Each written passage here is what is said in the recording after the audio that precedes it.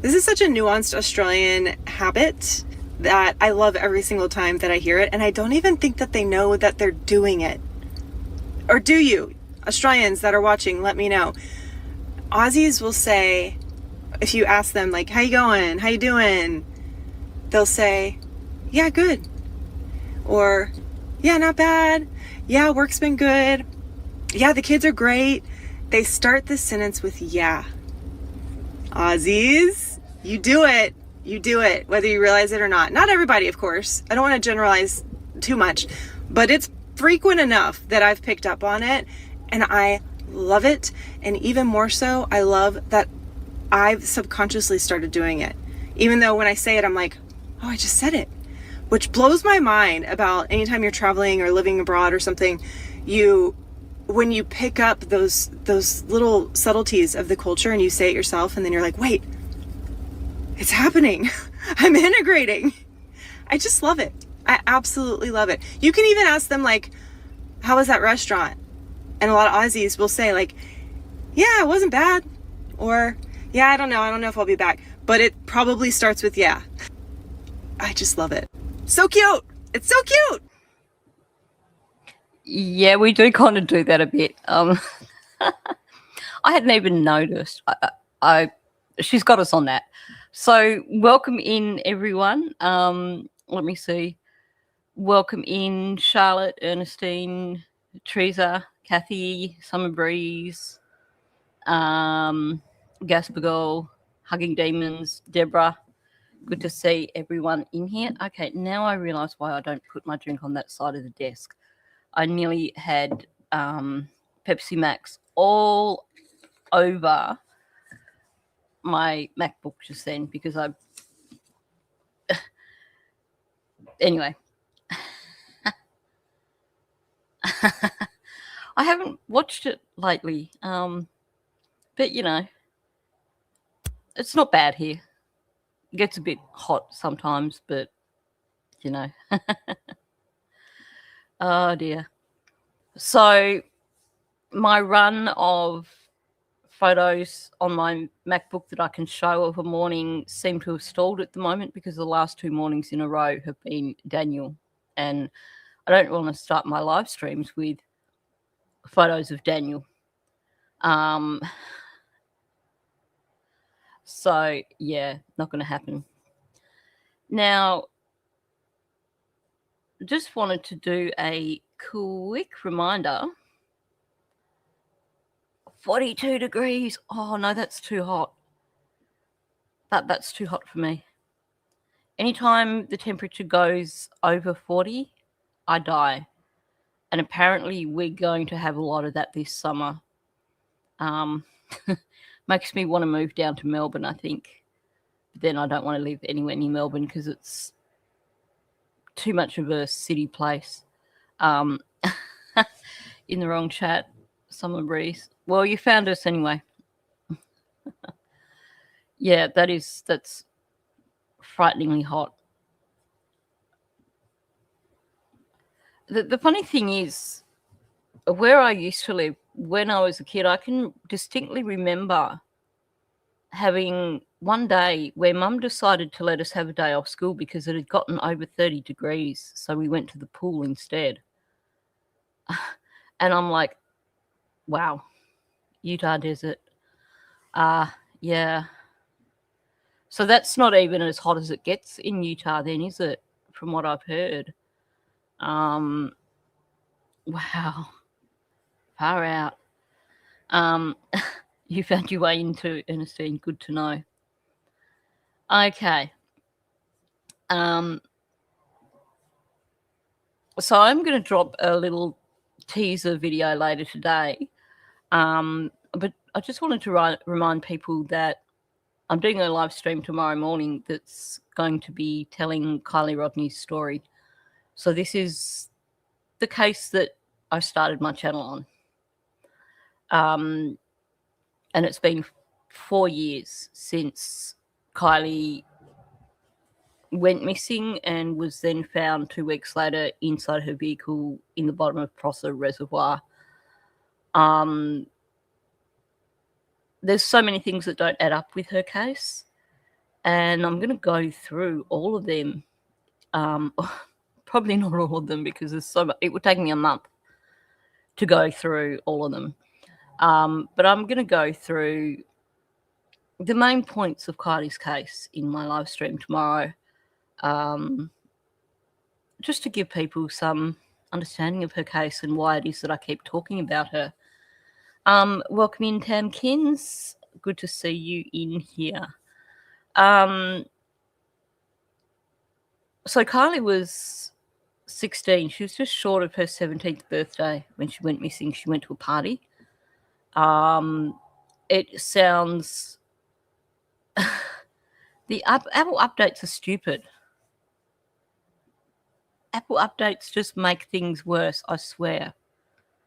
I have once again gone through my MacBook trying to clear up space. It seems like I go and I empty all the caches and it doesn't make any difference to the amount of space that's being used on my MacBook. And I want to install my Stream Deck. I want to have another go at installing my replacement for my iRig. But until I can get the memory thing sorted out, I can't do that. So Apple sucks at the moment. Anyway. So Kylie, this is a lot like the Nolan Wells case. She went to a party and her friends went home without her. Friends is a very loose term because the girl claiming to be her closest friend wasn't her friend. And she claims to have been with Kylie the entire time at the party, except that she wasn't. Nobody saw her with Kylie at the party. None of the teens had any video footage or any photos from the party. None of the teens knew anything. None of the teens spoke. They spent 2 weeks searching a lot of the time over across the reservoir. They had boats on the reservoir. They had so many planes and helicopters over the reservoir. They even had a boat with a magnetic anomaly detector on the boat, on the reservoir. And the main focus area where they were searching was the area where Kylie's phone last pinged, which was in one part of the reservoir. But they couldn't find her. There was no sign of her. And the helicopter pilots claimed that they could see the bottom of the reservoir. On the 21st of August, so it was around about 2 weeks after Kylie went missing, Adventures with Purpose went in. And yeah, they've got a history of finding vehicles when authorities haven't. But they found Kylie's vehicle within half an hour of beginning searching. It was in 14 feet of water. The top of the vehicle was, I think, about 7 feet down. But apparently no one ever saw the vehicle in the water. Autopsy results show that Kylie didn't drown. They also show that it didn't seem to have been anything to do with alcohol intoxication, because the level of ethanol in her system was consistent with decomposition. And of course, the road that she had to go down to end up in this reservoir was not a wrong turn road. You would know you were on the wrong road if you had got down there. Not only that, you would find it very hard to drive into that reservoir because vehicles would get bogged before they actually ended up in the water because of how muddy and boggy it was. But Kylie's death was ruled accidental, and they said that she drowned. This is by a medical examiner who has a history of giving the required decisions.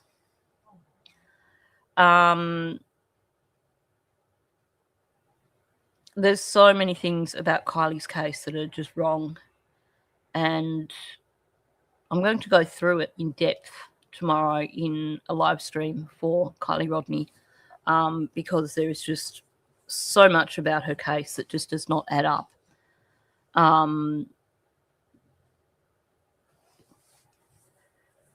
Well, her friends claim that she wanted to stay behind and that they left because they wanted to go, but then that story changes as well. She had messaged her mother and said that she was going to stay a little bit later, but she was leaving at, I think it was like 11:45 or something. And she never messaged her mother back to say she was on her way, which she usually does. But this friend, Sammy, claims that she had asked Kylie for a lift home because she wanted to stay at the party longer. But then she claims that she changed her mind and got a lift with someone else, and Kylie decided to stay. There's so many similarities with the Nolan Wells case, down to the rich kid, a lot of rich kids actually, but kids with influential families who clammed up and wouldn't talk. No idea where Kylie's phone ended up because I don't think it was ever recovered. So many similarities. It was it's possible that there may never be justice for Kylie, because Truckee is perhaps one of the most corrupt areas in California. But I'm going to tell her story again anyway. Welcome in, Danielle and Onki.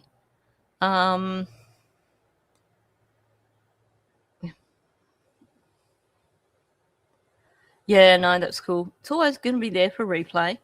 I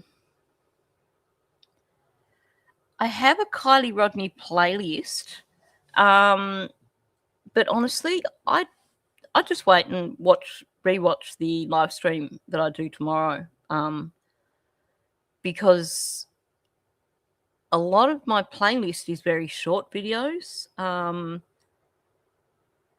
that kind of don't go into that full on what happened.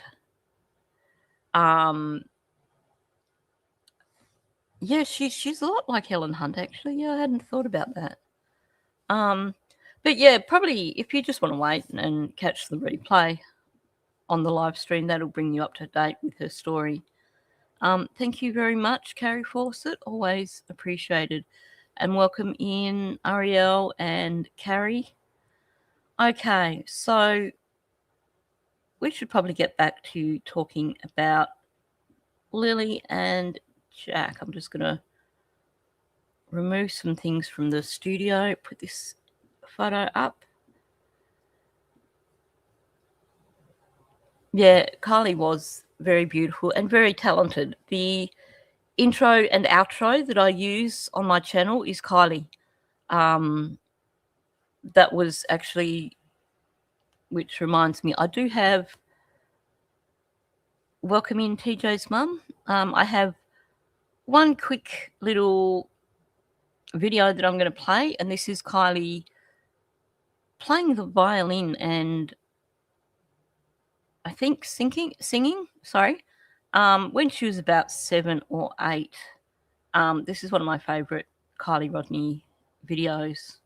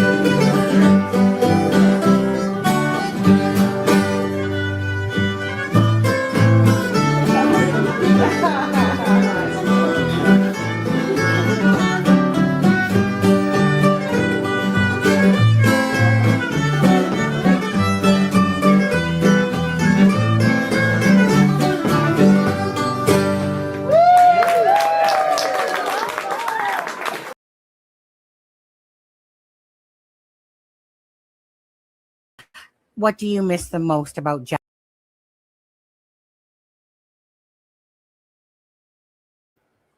Okay, it helps if I unmute. I was pressing all the wrong buttons.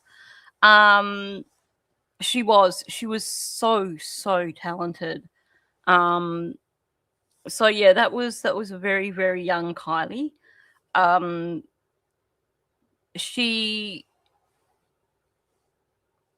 She was exceptional. She graduated early, so she was she'd been homeschooled. I think she'd graduated about a year or so early. She was just one of those very talented, very well liked people, and I suspect that there was a lot of jealousy from some of the other teens that were at the party.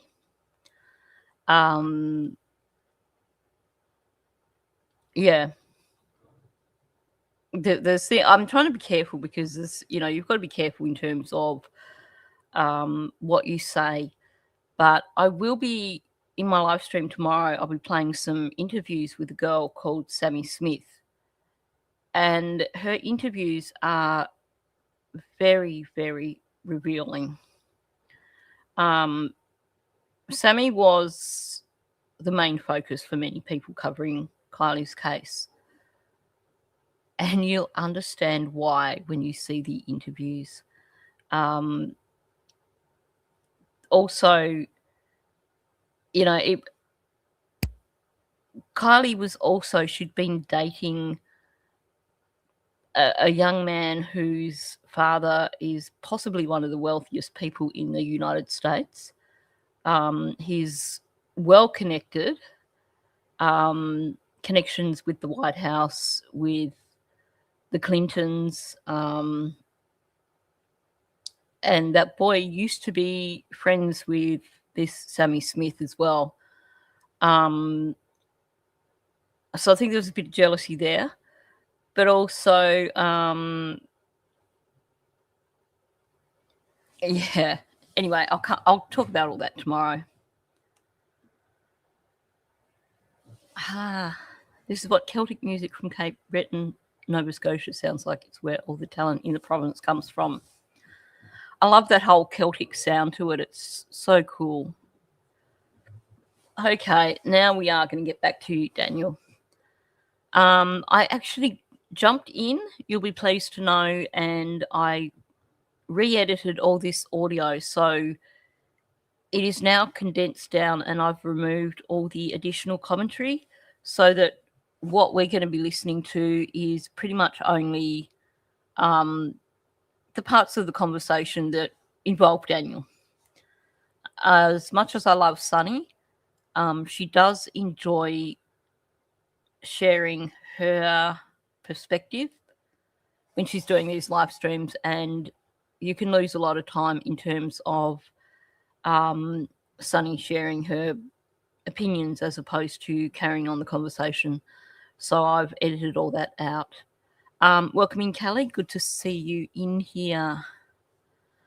Okay, so because I have re-edited, I also haven't run it back like I normally do. Go get some rest, Teresa. Good to see you in here. Thanks for coming. Okay. Daniel, what do you miss the most about Jack and Lily? It's like the magic just disappeared. Every day was, seeing Jack and Lily smile, and, all the adventures that, we had. It was difficult to go from having a family to basically just me waking up every day alone. What a narcissistic, arrogant twat. Sorry. Trust me to start it off that way. But, you're feeling the same way I do. First of all, we know that's not what his relationship was with Lily and Jack, for starters. But exactly nothing about Lily and Jack at all. Twat waffle alert. Spot on. Honestly, nothing there is about Lily and Jack. Comes out with some BS statement. I don't know where he got that from. Pulled that out of somewhere. He's probably heard that somewhere and thought, I'm going to store that for some time when I can pull it out and reuse it for my own thing and make it sound like, Mr. Sensitive. And then straight up,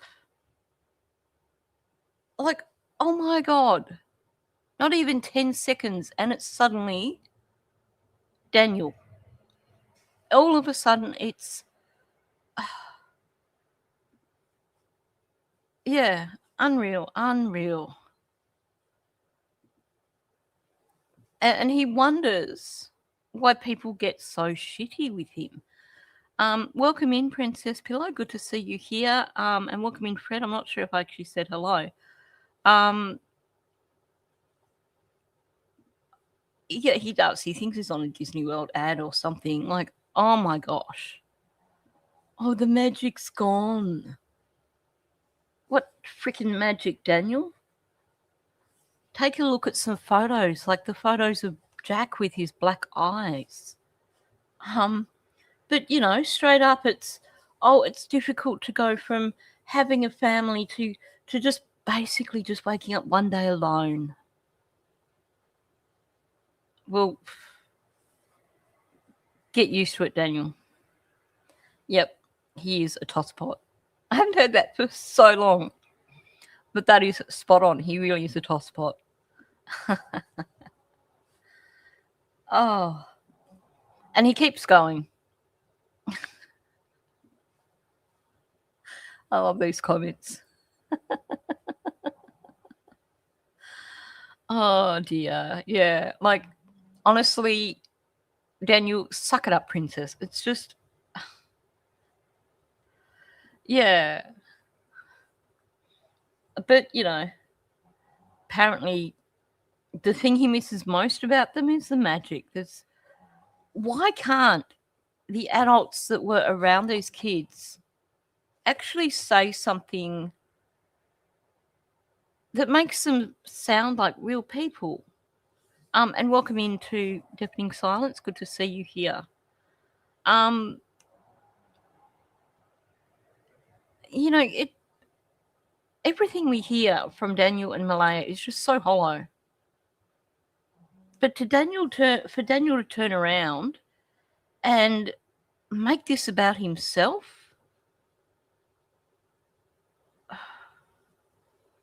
yeah,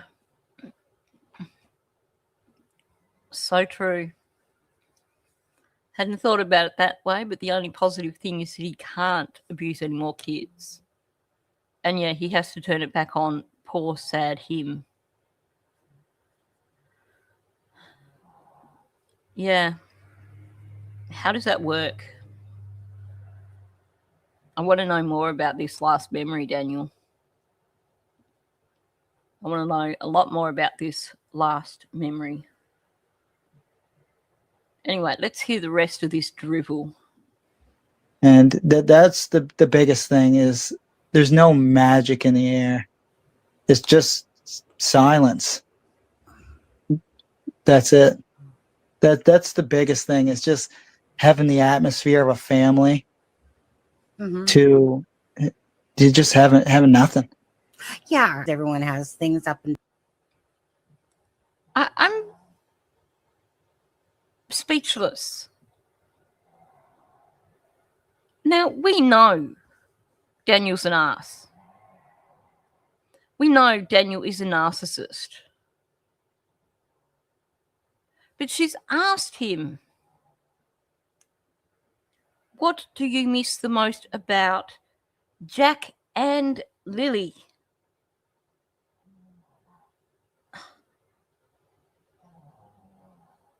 And it's all about Daniel.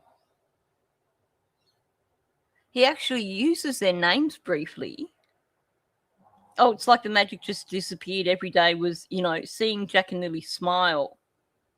And all the adventures. What freaking adventures, Daniel? Because according to Janie, the only time you guys ever went up into the woods where the little treehouse thing is was when your kids were there, Daniel. You know nothing about Lily and Jack, which tells me that you never had any adventures with Lily and Jack. Oh, I agree. I have no doubt that the mum of his first two children is just thanking her lucky stars right now. Like, yeah, you'd just be so relieved. And it's like, and you know, it's all about the silence. It's the poor woe is me. Everybody's gone and left me behind. Yeah. That is exactly what we've gotten from Daniel and Malaya. How many people have told us that Jack liked digging for things and he likes dinosaurs? Well, good. What else can you tell us about Jack?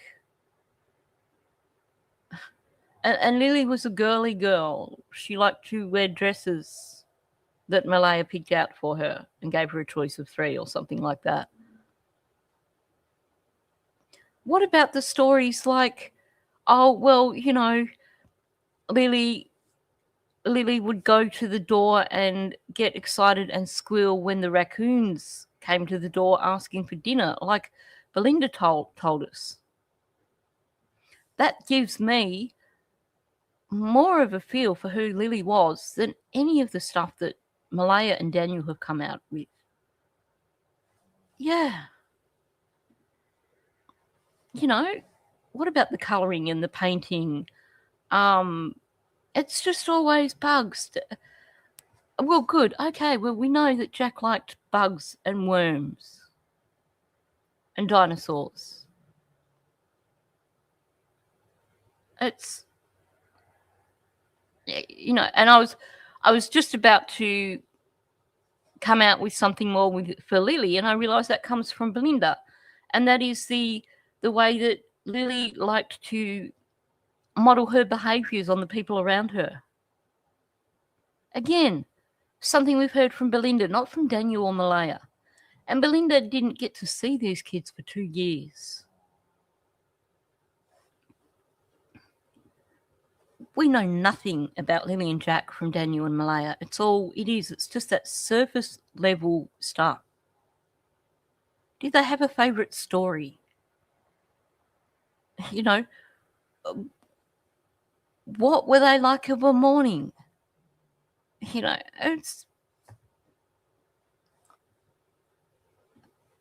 well, apparently when it was snowing, they must have just sat and done nothing for the whole time there was snow, because apparently Jack liked digging for worms and bugs and playing with dinosaurs, and that's about all. Exactly. And, like, you know, Daniel with his, they liked watching unboxing on the iPads or whatever, on the tablets. Like, what? None of that. Favourite colours? Well, we've been told that Lily's favourite colour was pink. But then I wonder if that's just because her mother liked to dress her in pink. Yeah.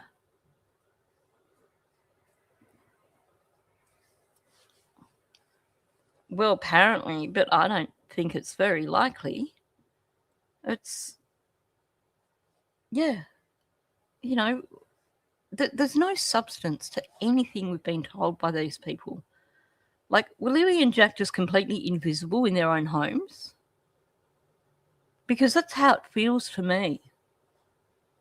And Daniel doing this, you know, what do you miss the most? And what he misses the most is having people to give him attention. Well, good on you, Daniel. Down. I call life a roller coaster ride because that's exactly what it is. But then for everything to be gone. Yes, I want to say this.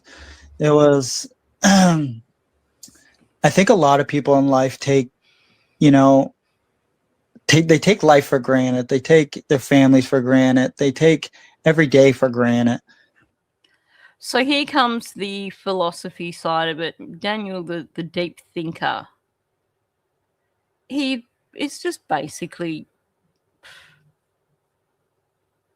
honestly, it just makes me so angry.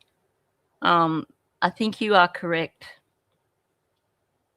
I think you are 100% correct that the substance misuse is the reason for the lack of knowledge on the children and the DV in the home, and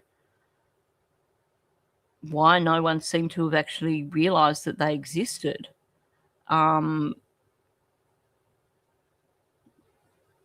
Yeah. Well, where is that? You know, that's one of my favourite memories from childhood, of weekends when Dad would cook us and we get to choose whether we had French toast or pancakes or pikelets for breakfast, and it was like a huge thing to have, you know, Dad cook us something for breakfast, and you know, the Sunday roast and all those sort of things.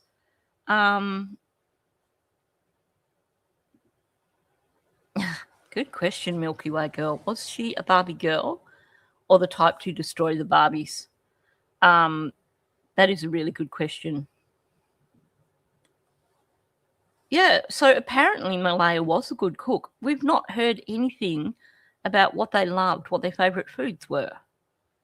Or they might have had bagels from Tim Hortons and probably had poutine that night, but doesn't tell us what they actually like. Yeah, they had. He went overboard with that though, didn't he? They had unlimited snacks. They could get anything they wanted from the kitchen, but there's locks on all the cupboards and things which they would have needed help with. Yeah, there is no schedule whatsoever. And welcome in, Cindy.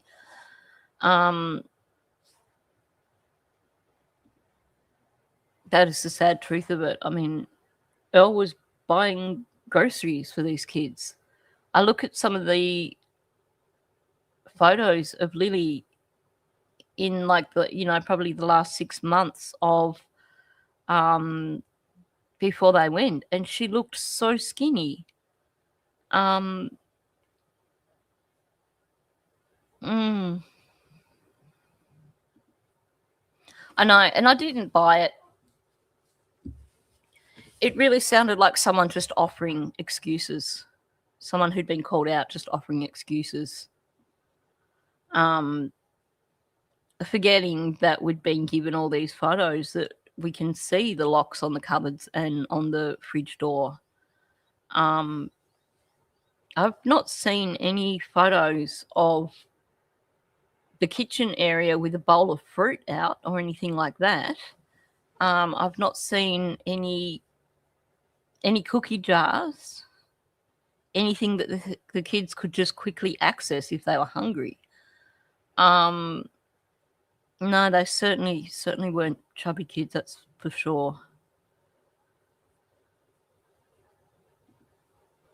Yeah. No, my heart breaks for these kids. They just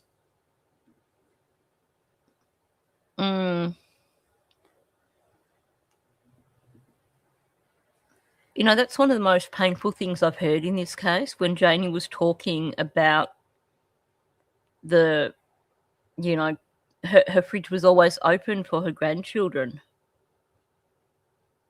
Because the implication was that, you know, it wasn't there for Lily and Jack. You can guarantee that they weren't welcome to go in there and ask for whatever they wanted from the fridge. And I'm willing to bet that, oh, wow, light bulb moment. My brain got ahead of my mouth. I was just about to say, I'm willing to bet that part of the going into town with Ron on Fridays for Janie every other Friday was to make sure that she got treats to put in her RV for her grandchildren. And now I'm actually like, I can't describe the reaction I'm having right here. Daniel's other children were meant to be going there that weekend. You get this story from Daniel about telling his children they couldn't come that weekend because Lily and Jack were missing. And he talks about his daughter saying, I want to help search for Lily and Jack. So Janie apparently decided she didn't want to go into town with Ron on the Friday. she wanted to go back to bed. But Janie has told us about her fridge always being open for Daniel's kids. About it being this, like a store fridge. They could just go in and get whatever they wanted. So apparently, Friday morning, before allegedly anyone knew that Lily and Jack were going missing, Janie wasn't worried about going into town with Ron to stock up on treats for her grandchildren who she should have been expecting to visit that weekend.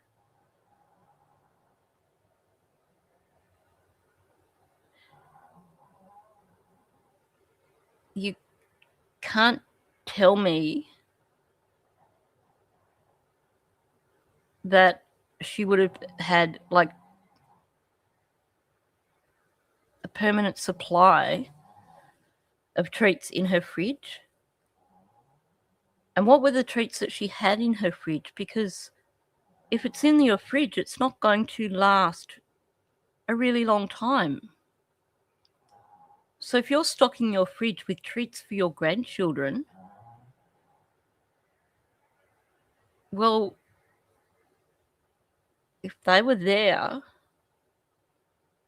a fortnight earlier, then you'd be wanting to go to town and get more treats and restock your fridge.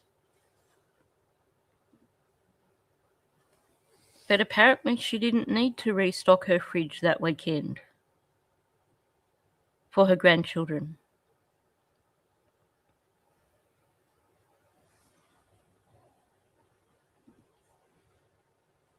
I think that's correct, Karen.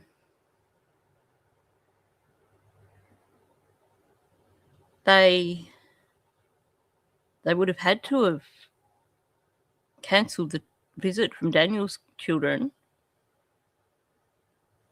ahead of time, so they would have had to have called on Friday. Good point, Grover. It's a freaking RV. Sorry. You don't have a lot of room in a fridge in an RV.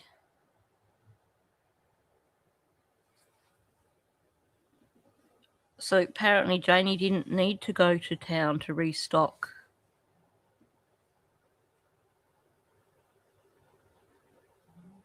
And don't forget too, Janie's on a limited income. We're not talking about someone who is going to just have a bunch of stuff on hand.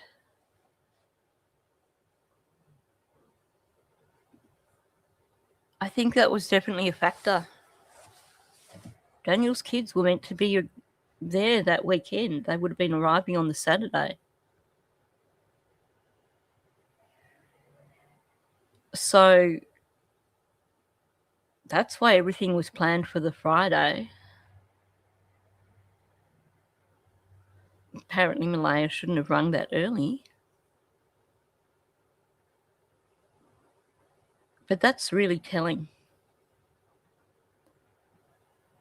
When you start putting two and two together in terms of Janie talking about her fridge being this endless source of treats for her grandchildren, Daniel saying that his children were due to come that weekend for a visit, and Janie not going shopping with Ron,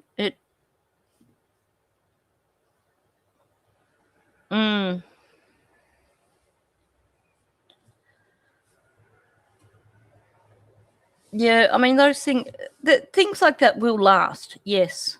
But in terms of,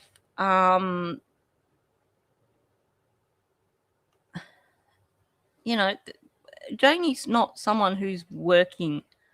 So I would imagine that it would be like most people on a low income where you buy what you need as you need it. You don't overstock.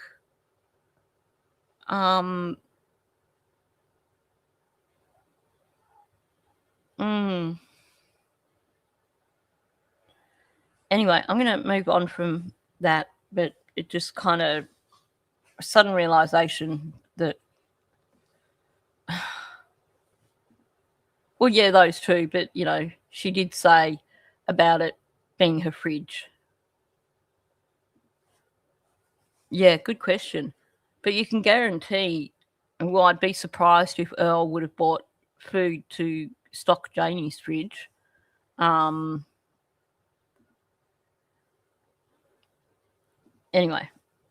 moving on. Let's hear some more of this whole, you know, time is short.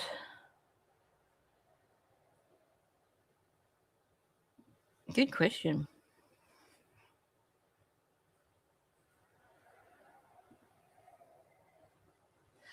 I wouldn't be surprised if she did have stuff like that. Oh,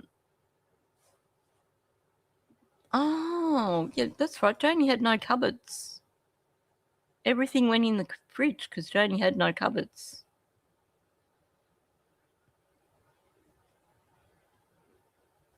Wow. It certainly raises questions, that's for sure.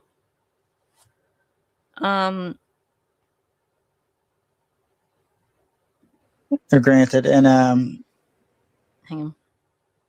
Yeah, everyone has things up and down. I call life a roller coaster ride because that's exactly what it is. But then for everything to be gone. yeah, Sonny, I want to say this.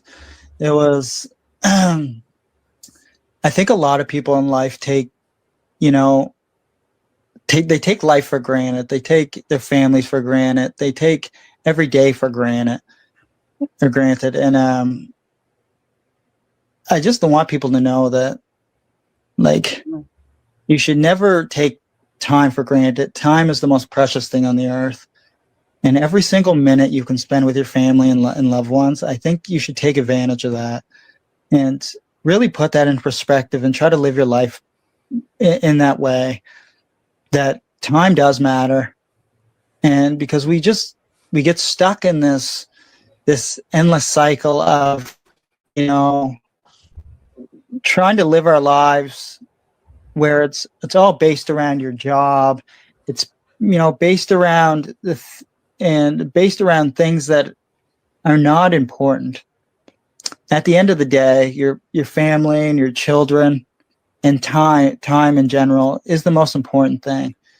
So just I want people to understand that time is. Now, here's the thing that gets me with this. Yes.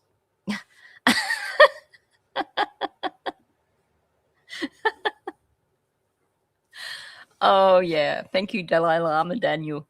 So true. He has been reading those self-help manuals. Daniel can only guess how other people think or how they live. I think that's to be sure. Oh, exactly. He is now a philosopher. He just, you know, it's just astonishing how his brain works or doesn't work. Spot on. Time means nothing. Now, here's the thing, though. Oh,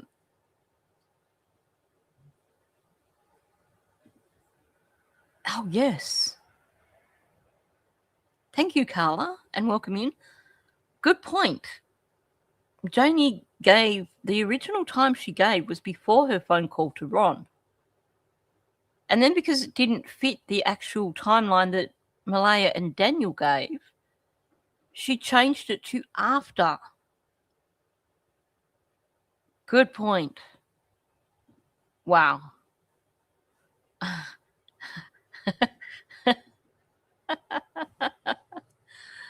Oh, definitely. Oh, dear. I know. Lily was so cute. She was a bit of a poser. That's for sure. Yeah. Just that cuteness about her. So cute. Looking at this a little bit more seriously, though, yes, he's just done the whole, all of a sudden, he's alone and poor sad Daniel. But usually when people start talking about, you know, hug your family, love your children, all that sort of stuff, usually that comes from grief. Usually when you hear people telling people to treasure the moments with their family and that, it's because they've been given that perspective of loss from someone dying.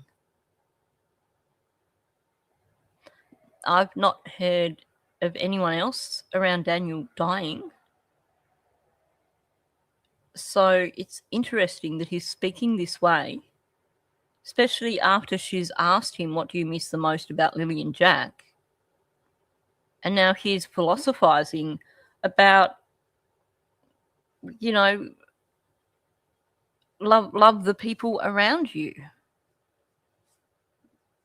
It does feel a bit like that.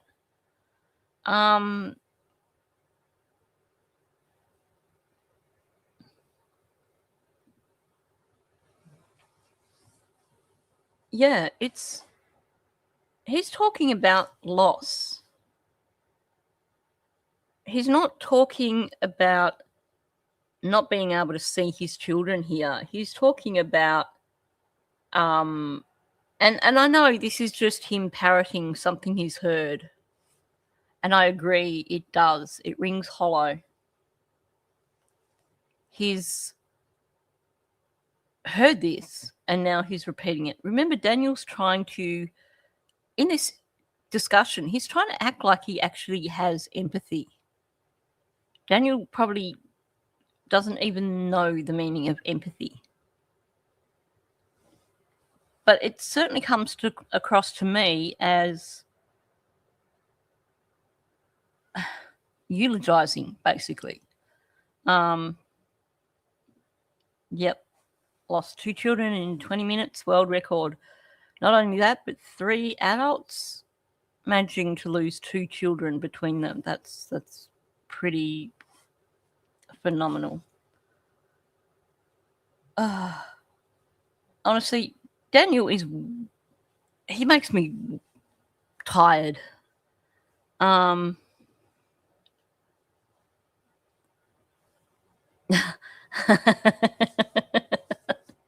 Yeah, that puts it in perspective, doesn't it? He is an unemployed suspect in several criminal charges, and you're supposed to take life advice from him. Of course you are.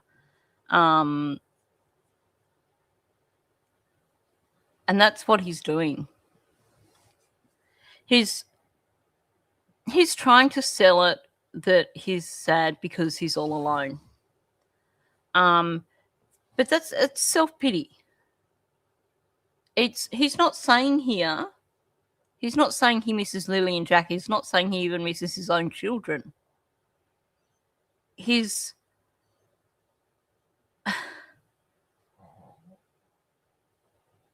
basically saying, you know, don't take the people around you for granted because you could be on your lonesome.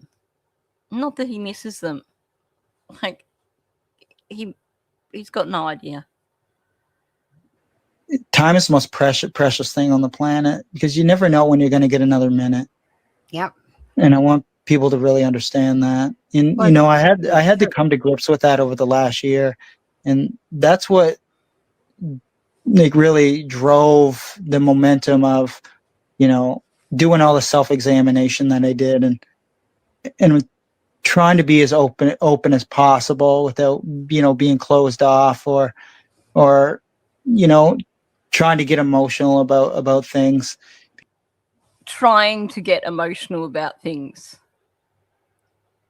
That's truthful, Daniel, because you try to get emotional about things, but your fake tears don't actually hit home. I know. I want people to understand You said what I was thinking. Honestly, this has got to be one of the most painful Daniel things to listen to right now. Yep. That is exactly what he's telling us.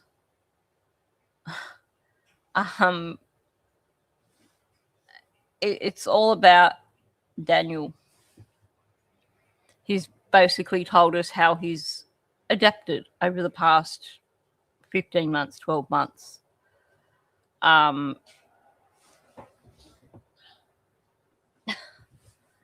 Anyway. Okay, let's try and get past this. Because you never know when you're going to get another minute. And I hope all your viewers, if they take away one thing, they should take away that from this conversation, is that, time isn't forever. So profound. Time isn't forever. Actually, time does go on endlessly. But I know that's not what you're trying to say, Daniel.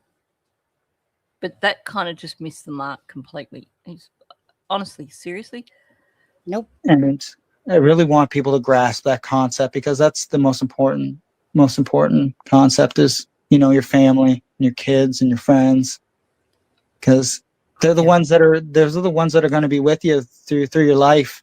So never turn your back on your friends, never turn your back on your family, and just, try to treat time as not a construct, but try to treat time as the most precious thing on earth. Oh my gosh. Yeah, you did.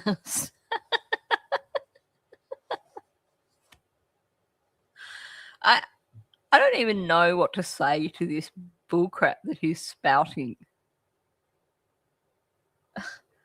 Like,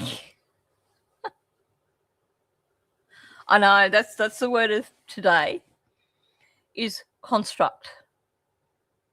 He had to say it twice though, just to make sure he got it right.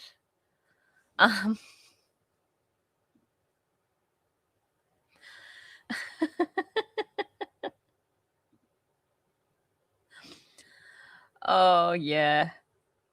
I think what he's probably trying to say here is that he found a page on Google that tried to explain empathy to him.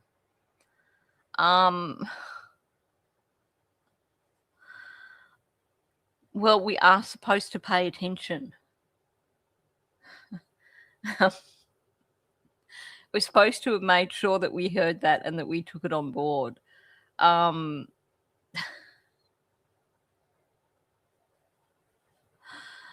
Oh, welcome in, Carrie. Yeah, who does he think he is? Professor Brian Cox or Dalai Lama? Who knows? Time in a bottle. Where was that said? I missed that. Oh my gosh, but so true.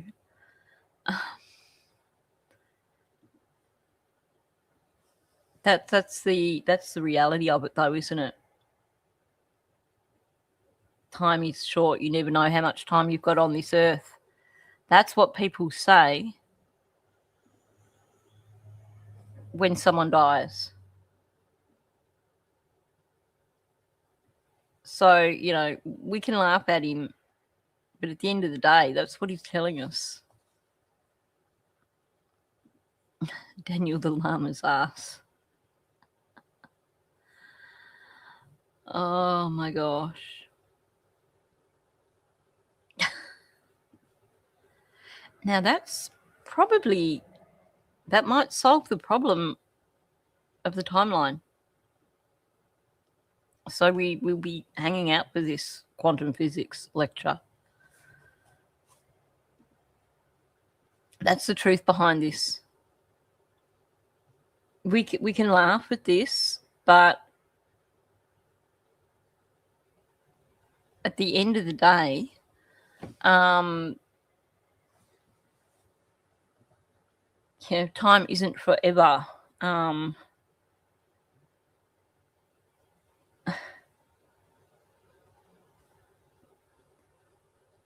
That, you never know when you're going to get another minute.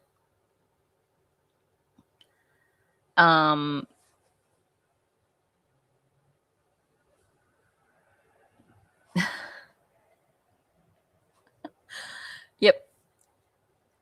I can imagine Daniel dressed as Frankenfurter. That's a really disturbing thought.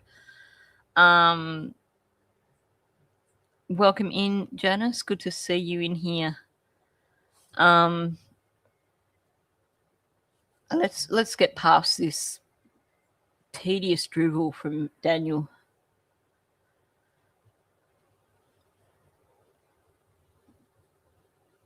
Yeah. Exactly. He's a new man. But he still can't see his kids, and he only gets supervised visits with the baby. So J4A says, your mom said after confronting Malaya at 10:01, by the way, I appreciate your time on today. She ran up in the woods and spoke to you about searching. How could this be if you already drove around and she said she met you by the kids' forts? She was back at 10:19. Yeah, I just went over that earlier. When on my way down Garlock Road, I drove up the dirt road right beside the house, and Mom was actually up there, which is a little bit past the cabins. We use the cabins as a reference on that side of the house, right? And that's when I asked Mom, are you getting in the car? She said, no, I'm going to search this area. They couldn't have gone far. So something he's done a few times in this conversation is he's adapted Janie's narrative. Yeah. He's whoops. Where's that gone? Oh, he's just so annoyed. I did explain this earlier. You might have explained it earlier, but you've also explained it 20,000 different ways, Daniel. Yeah. We are getting closer and closer to September 3rd. And, bring it on. Let's see something start to happen for Daniel. Let's see him start to see what the real world is like. Oh, of course. Yeah, sorry. Thanks for that. My brain is like a mile behind when that was said.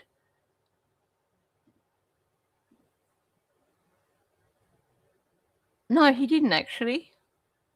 Sorry, that only popped into my brain because I was editing this last night. So I read this section last night and I'm thinking he already said that, but no. Yeah, exactly. Different ways or in reverse. So if you were to say, well, before you did this, what was it that you did before then? And they're going to struggle because a constructed narrative, they have to tell it in order. Oh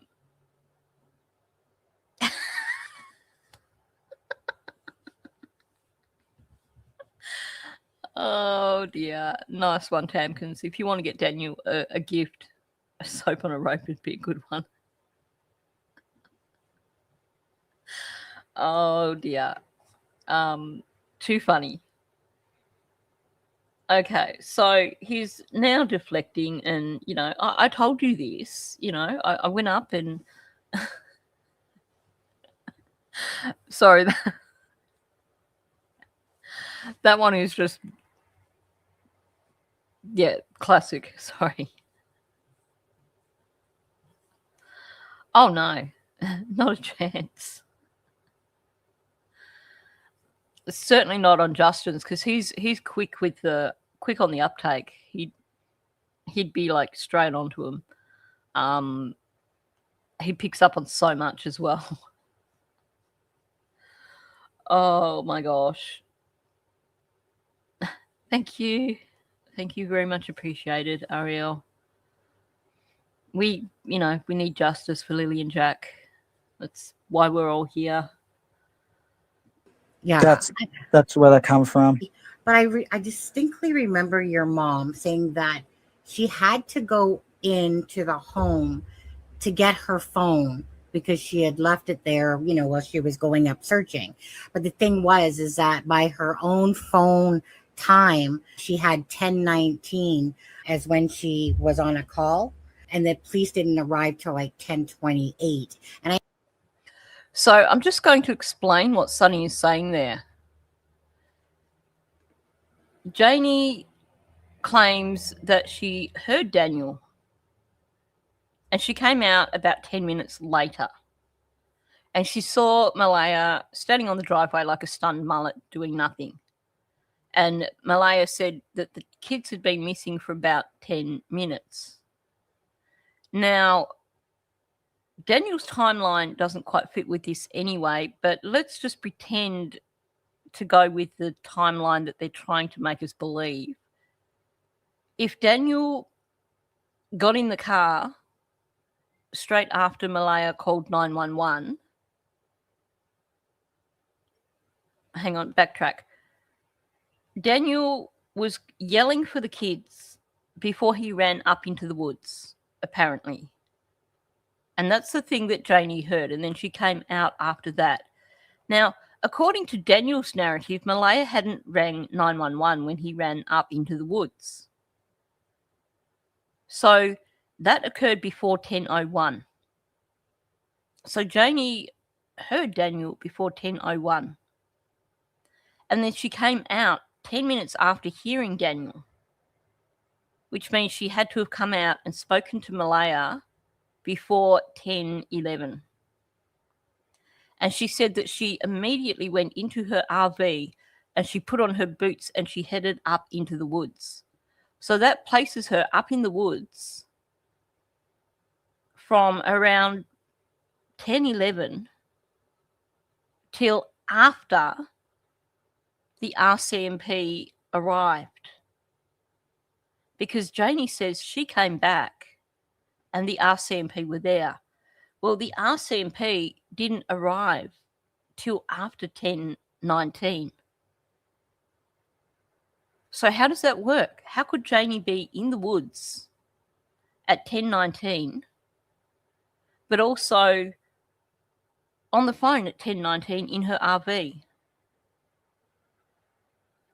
And I don't think that Sunny has quite figured out that's what the question is. She didn't. Janie specifically said she did not take her phone. So it doesn't fit. Because she said that she went off, neither her nor Daniel took their phones apparently. So she ran up into the woods and she met Daniel and she did all this wandering around. And she came back after the RCMP had arrived. And she left her phone in her RV. But she was on the phone at 10:19 when she wasn't even in the RV or in the vicinity of the RV. I agree.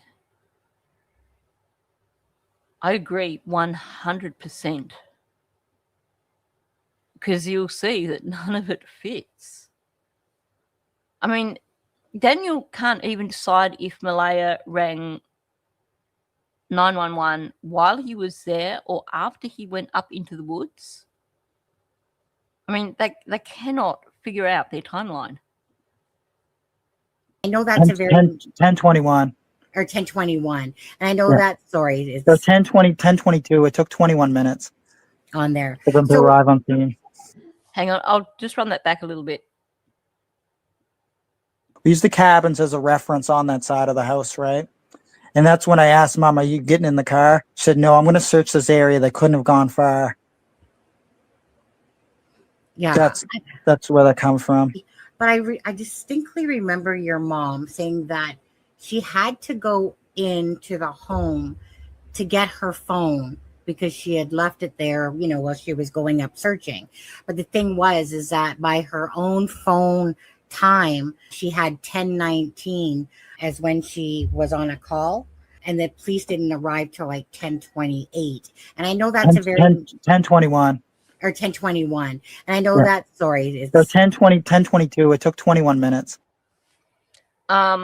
I think Sunny is closer to the right time.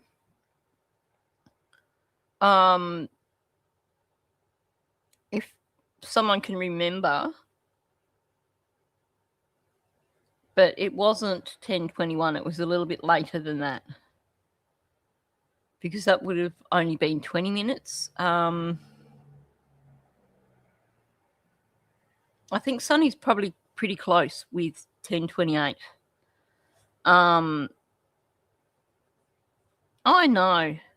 It's like Stephen Stearns. Thank you. That sounds spot on. Yeah. 10:27. It was 26 minutes. Thank you. Spot on. I forgot my phone. Yeah, Daniel forgot his phone, but he managed to remember to put on his waterproof wader thingies so that he could wade through waist deep water.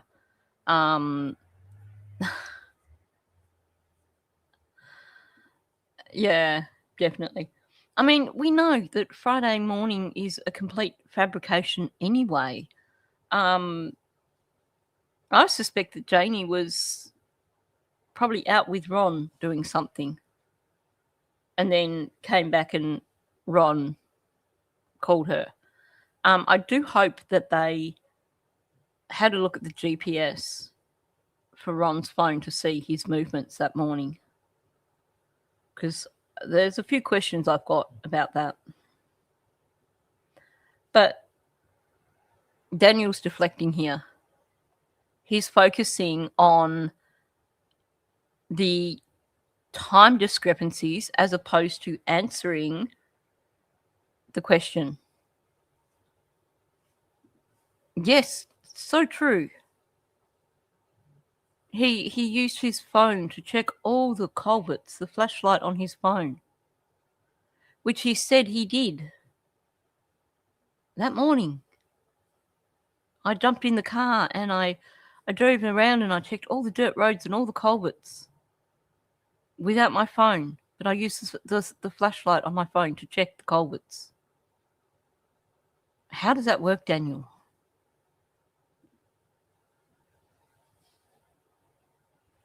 Yeah, apparently. She didn't take the phone that she went into the RV to get, but she was searching the woods and managed to make a phone call while she was searching in the woods.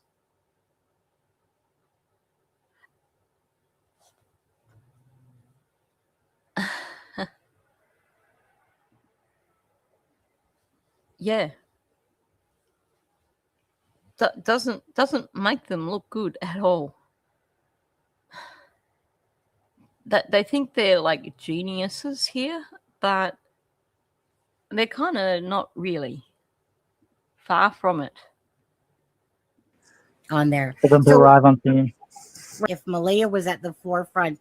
Oh, actually, I wonder, I might not have put the images in here. I was going through. No, I haven't got them on this. I'll have to. I will show them tomorrow. I was going through some of Sunny's screenshots, and I didn't realize that she actually had a screenshot of the 911 call from Malaya's phone. And it does show that the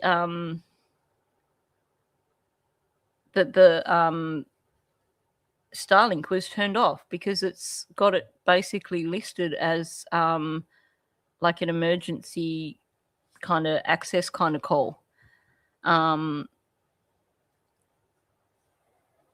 Yeah, exactly. He doesn't see that glaring pothole because he actually never did it.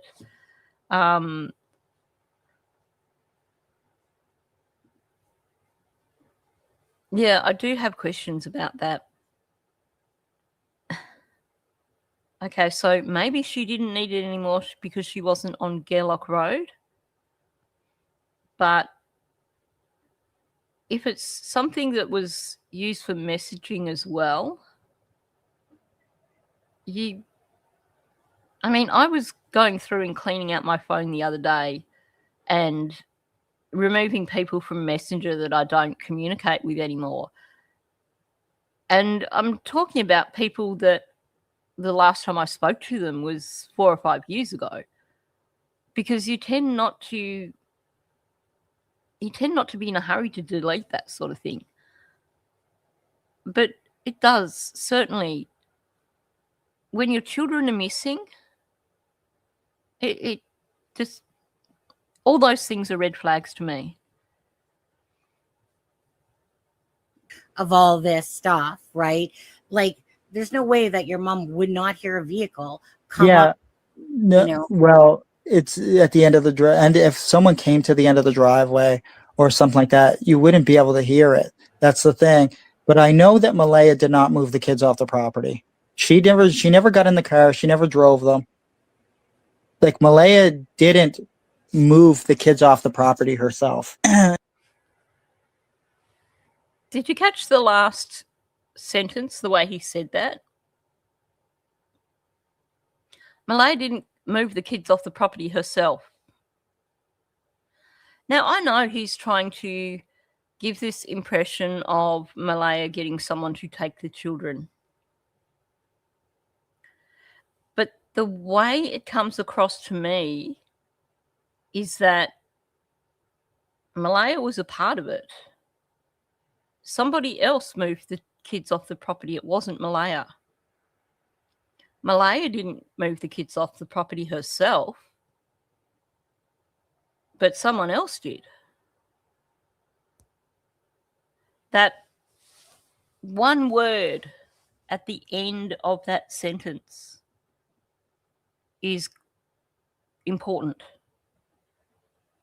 It stands out to me like huge, big time.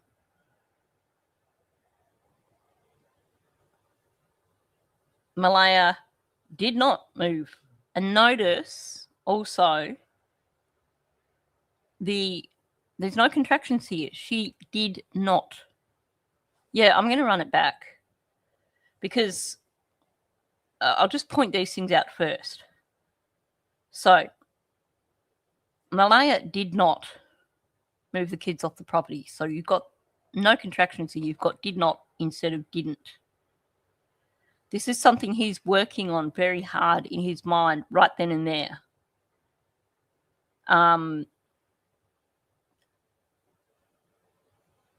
Sorry, now I've lost it in the transcript. I'll just run it back and we can listen again. 10:21. Or 10:21. And I know Yeah. that, sorry, it's So 10:22. It took 21 minutes on there. for them to So arrive on scene. if Malaya was at the forefront of all this stuff, right? Like, there's no way that your mom would not hear a vehicle come up. No, well, it's at the end of the drive, and if someone came to the end of the driveway or something like that, you wouldn't be able to hear it. That's the thing. But I know that Malaya did not move the kids off the property. She never got in the car. She never drove them. Like, Malaya didn't move the kids off the property herself. He's saying someone moved the kids off the property. And I know, like I said, it's him attempting to push his narrative. But listen how confidently he says it.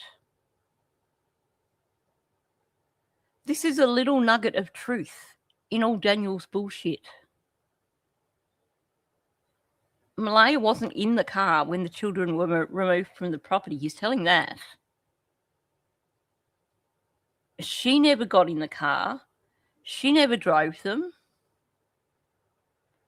She didn't move the kids off the property herself. Now, yeah, you could say he's trying to push the narrative of someone taking the children. But the way that this comes out so fluently, so freely, like he is telling a truth.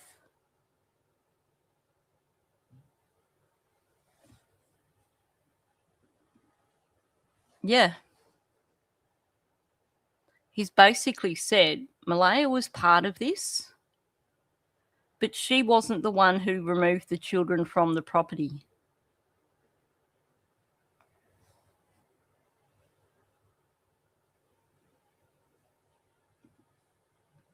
She never got in the car. She never moved them. She didn't move the kids off the property herself.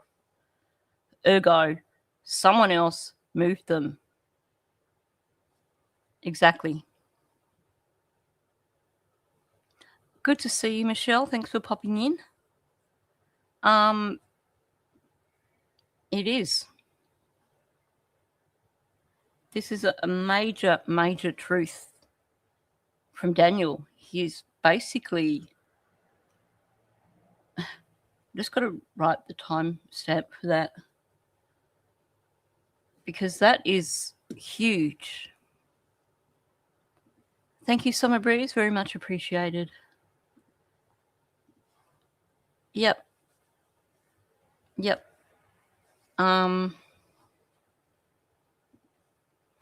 Yeah, and that's the thing. Sometimes it's about knowing other things that we've heard afterwards and then going back over stuff. And then something just twigs.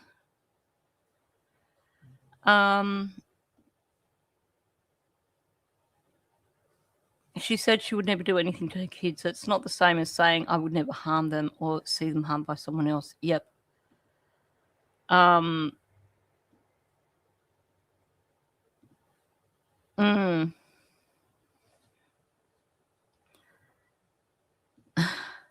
He does, that's for sure.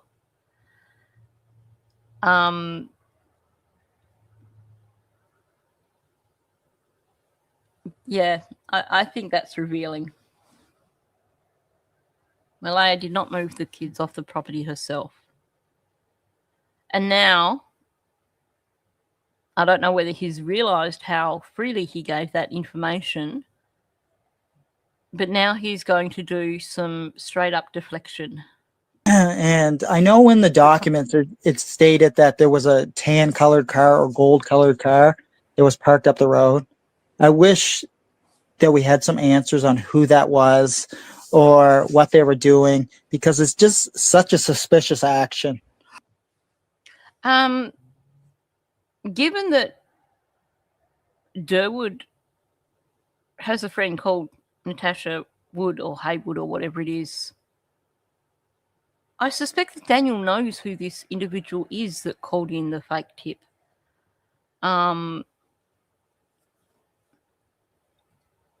Yeah, it's never been confirmed. The story of the dogs to the end of the driveway has only ever come from Daniel. And I suspect that was, I think he told Belinda that on the 17th.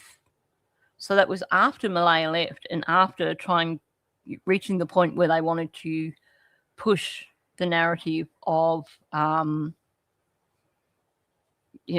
someone took the children.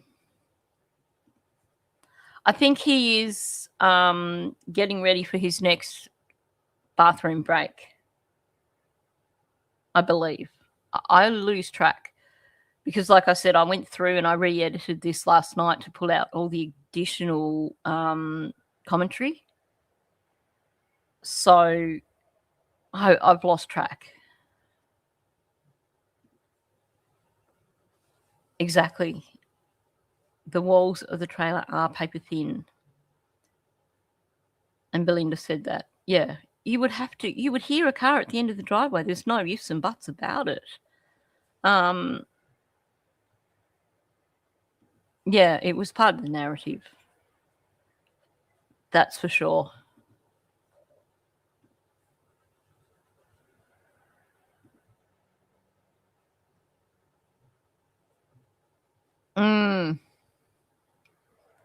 He does. He contradicts himself all the time. Constantly. He really just doesn't know how to not contradict. Yeah, well, apparently, it didn't bark that time, but, let's push the narrative. But yeah, so now Daniel's going to push this whole gold car thing. Sonny comes back at him over it, but he's not happy with that. You talk about the lady that reported something like a month later? The tax wood or something like that? Yeah. I wish there was more. Investigators may have more information on that, but they wouldn't tell me, right? Mm-hmm. But I wish that we had more information on that tan or gold colored car. And there was a lady that was like, I'm trying to remember what the document said, like a 50 or 60-year-old lady with dark hair or something like that. That one I never actually put a grain of salt into, because May 31st, you're reporting this. And the thing is that the attributes that were said didn't match Jack and Lily. That's right. We also need to acknowledge here, this is the magic color changing vehicle. Exactly. Spot on. So many different colors. The big thing with this that bothers me, and I still wonder why they had this in the documents. This phone call occurred the day after Durwood was hauled in by the RCMP over his story of the children being put in a car and driven away somewhere. And they basically squashed him like a fly. Squashed him like an ant even. I can't think of anything smaller than an ant, but they squashed him well and truly, because it was BS. And he got really annoyed with them because they wouldn't buy his story. So the very next day, after Durwood has been trying to convince the RCMP of his story and been squashed like a bug, we get this person calling in a tip that matches Durwood's story. And the funny thing is, this person calling in a tip, before Durwood and that made their Facebook accounts private and you could see their friends list, they had a friend on there who was called Natasha Wood or Natasha Haywood, one of those. Coincidence? I think not. Yeah.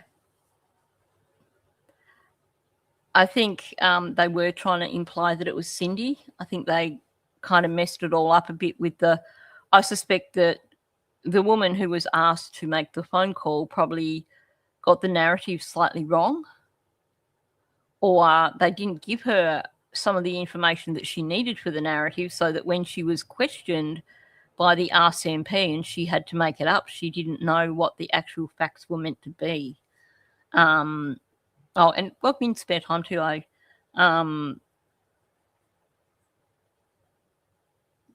Good question. Good question.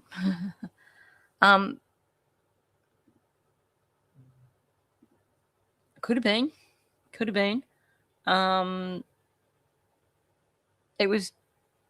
I hadn't thought of it that way, but that would make sense, because Durwood and Anita have both admitted that they knew each other before this. So, I wouldn't be surprised if they were in cahoots. Well, I have but it's, I don't know, and I don't understand why people make things up. I don't know, like, she wasn't this fantastic girl. I don't know who she is, but why make things up like that? And that's what I have a hard time grasping. This isn't regard.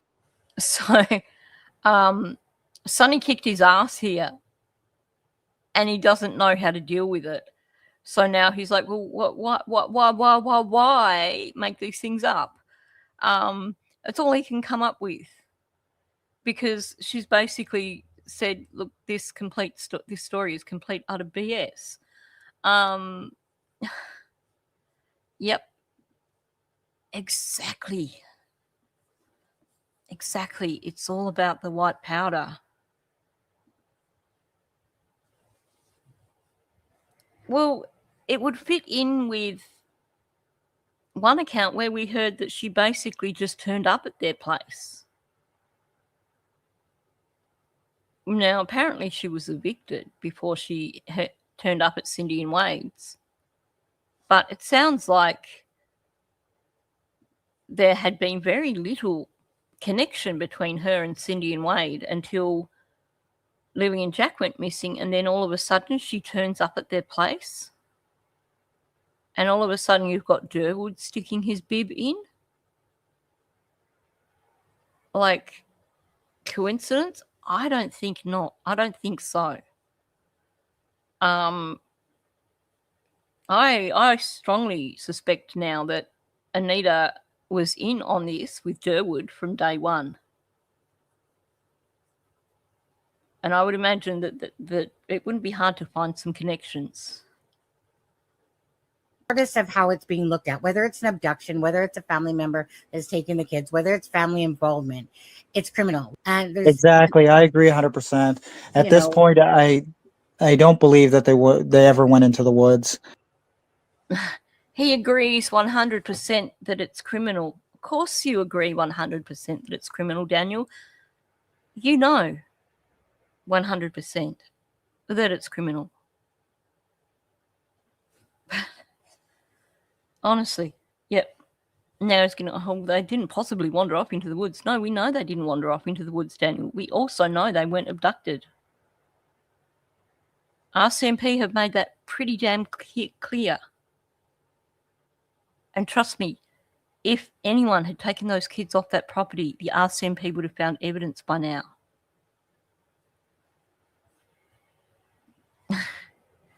You know, I think if he dug deep, he could probably figure out why people make things up.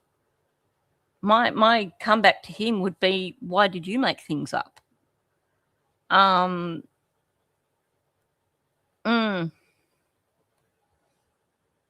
Yep, it's whoops. There is no coincidences, none at all. Yeah, it's all about the it. What is the it?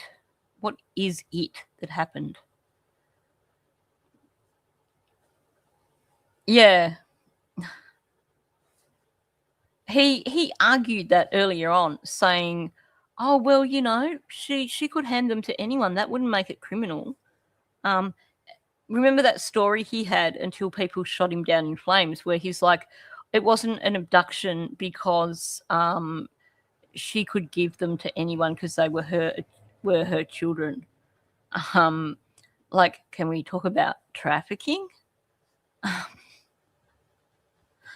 Like, honestly. Yeah, it is. I started going back through transcripts last night, but I think I need to actually do it where I sit down and listen through all Daniel and Janie's audio and Malaya's audio to pick up all those references, because so often do they refer to it or this. It happened, this happened. That's my question. What is it? I want Malaya or Daniel or Janie to answer this.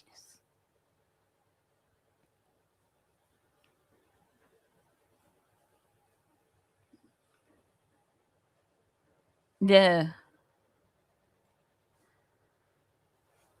Definitely some interesting comments from all of them.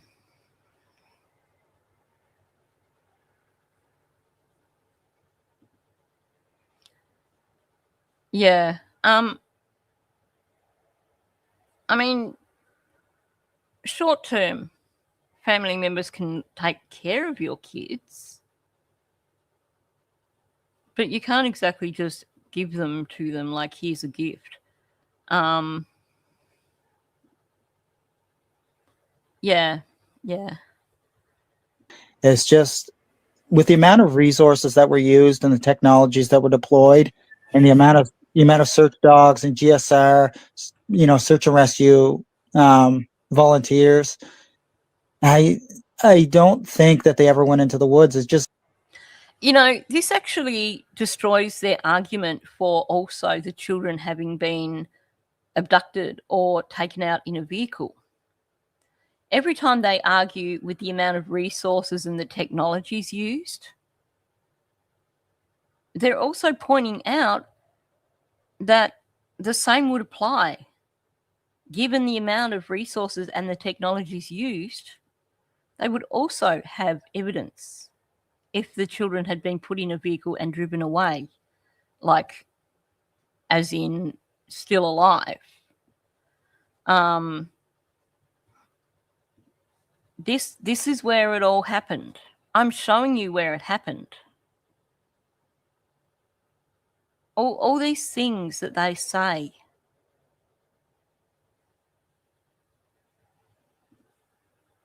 Yeah.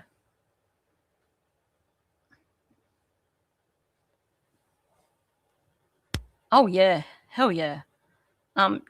Joni would have thrown Malaya under the bus in 20 seconds. She has no love for Malaya or Malaya's children.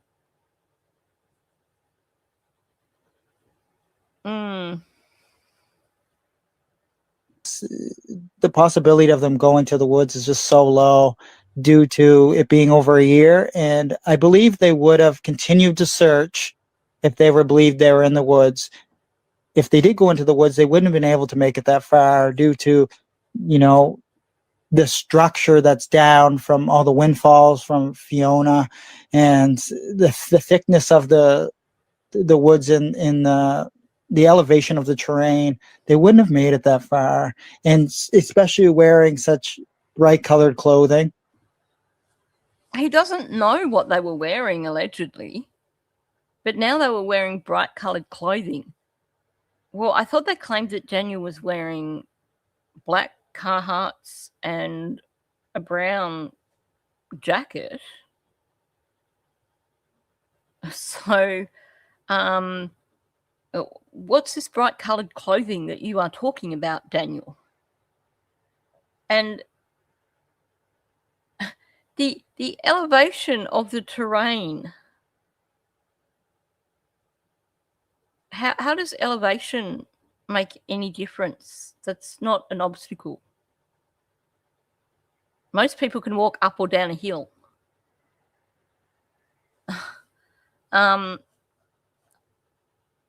He did. They none of them seem to have remembered what Jack was in. He said brown. Malaya said black Carhartts.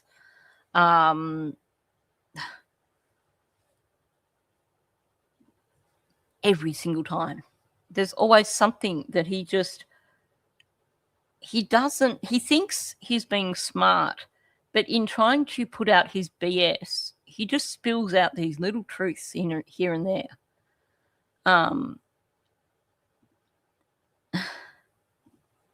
He's such a tool. He really is.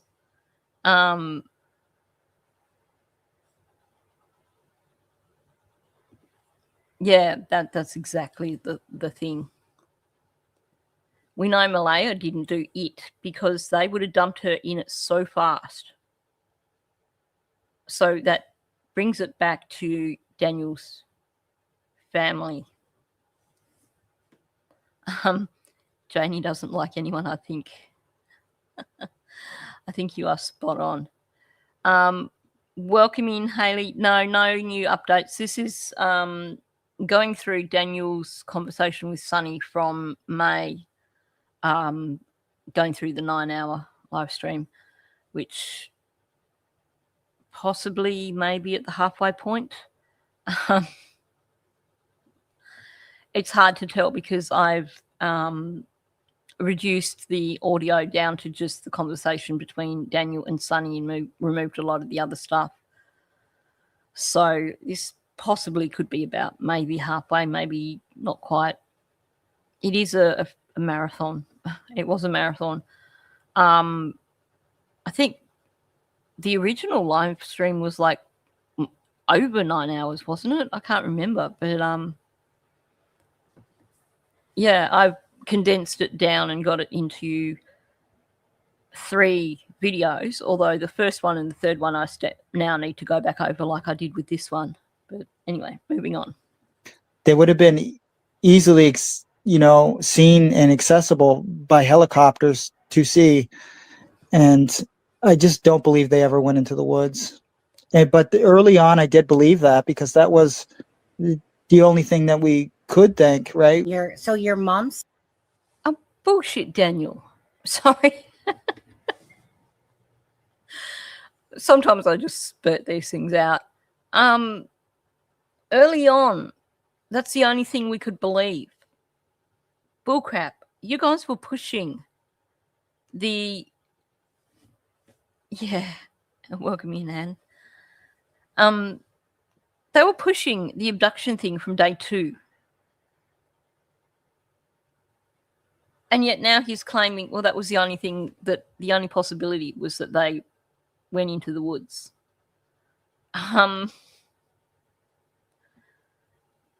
It's insane. Yeah. They would have been easily seen and accessible by helicopters. Yep, good one, Daniel. Yeah, good catch, Anna.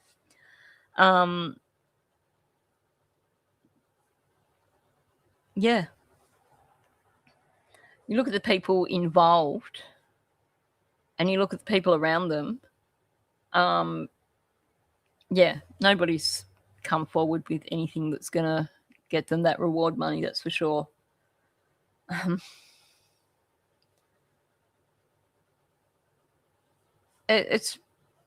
He's forgetting his own stories because he's one of the ones that was pushing the abduction narrative early on. There is an interview where he's asking them to check the borders and the PEI border and stuff like that in the airports. That's what it is. It's math amnesia. But note how he did do that kind of redirect halfway through what he was saying because he suddenly realized that he had to... He must have actually remembered something that he'd said. And he had to backtrack and fix it.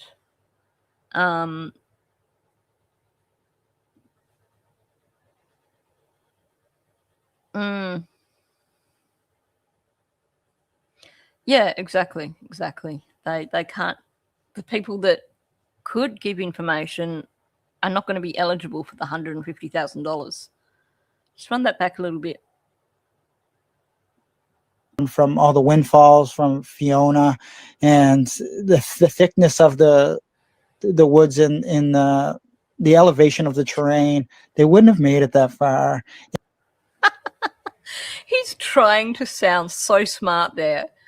He's just spitting out whatever words come into mind, not actually communicating anything intelligent. And especially wearing such bright colored clothing, they would have been easily, seen and accessible by helicopters to see. And I just don't believe they ever went into the woods. But early on, I did believe that because that's the backflip I was talking about. I don't believe they ever went into the woods. And then he remembers that he actually was saying that and he'd been questioned about it. So then he said, but I did believe that early on. You did not, Daniel. You're full of shit. Exactly. He was not wearing bright clothing. And even Lily's, the pink, from the images that we've seen, it was a more of a pastel pink. It wasn't bright. He's just pulling this out of his ass. He's making it up as he goes along. I mean, just throwing in random words to make it sound like he's intelligent, and it's not working at all. It was the only thing that we could think, right? Your mom said that the first thing she thought to do was go check the forts.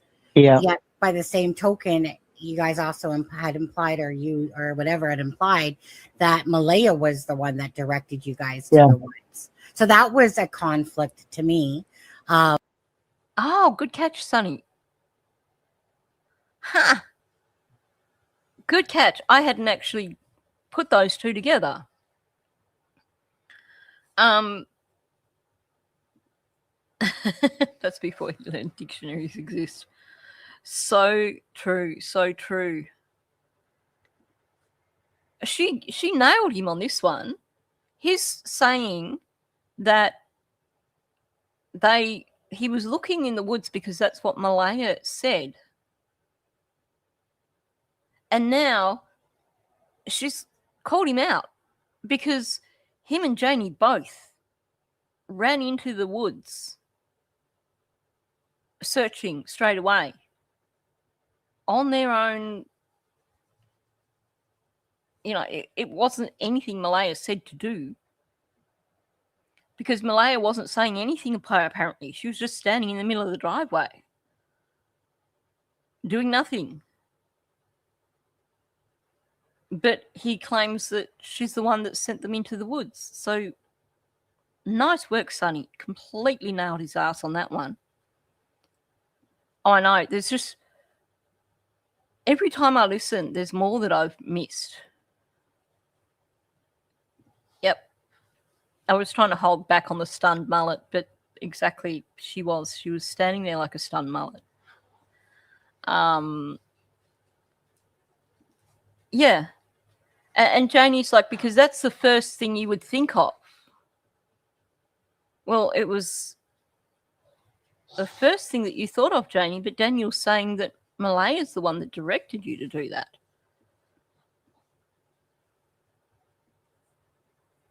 Yeah, exactly. If you look at the documents, there's no evidence anywhere of, welcome in, Brandy, good to see you here. There's no evidence anywhere of Malaya ever suggesting the children were in the woods. In the dispatch call, she apparently said that they'd appeared to have gotten out of the yard or something like that. And then in the stuff where it's like specifically what Malaya said, there's no reference there at all to her saying that they'd gone into the woods. But, you know, Daniel and Janie like to push this kind of thing. Okay, so wait a second. You said Daniel came down and said, Yeah, because Malaya did an interview before I ever did interviews, right? She did that and one. I was I still never watched that interview all the way through, and I just can't. Hang on, why is that relevant?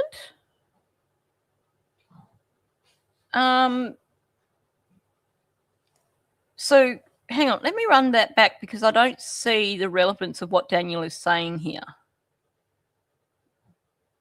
It's just the possibility of them going to the woods is just so low due to it being over a year. And I believe they would have continued to search if they were believed they were in the woods. If they did go into the woods, they wouldn't have been able to make it that far due to, the structure that's down from all the windfalls from Fiona and the thickness of the woods in the elevation of the terrain. They wouldn't have made it that far, and especially wearing such bright colored clothing, they would have been easily seen and accessible by helicopters to see.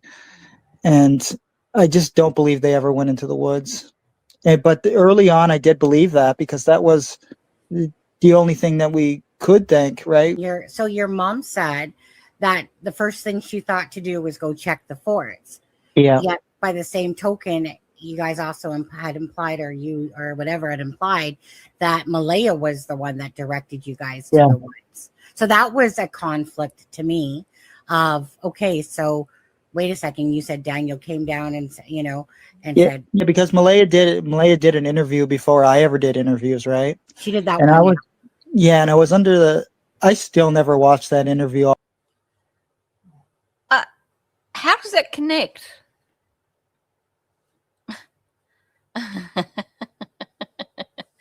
He is smart and able to solve the case. There's no connection whatsoever there. So he's just been doing this whole, I thought they were in the woods, but I didn't think they were in the woods.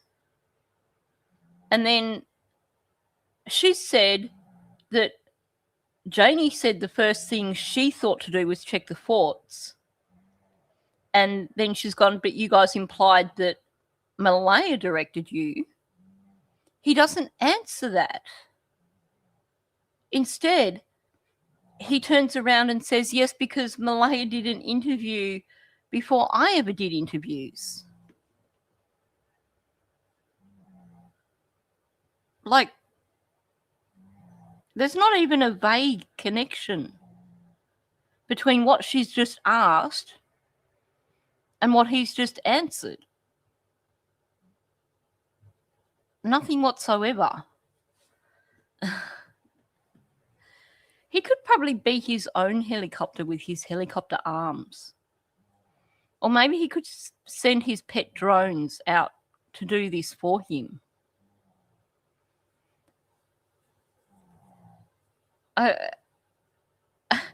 I'm trying to find a way to connect what he's saying with what Sonny just asked him. There's no connection.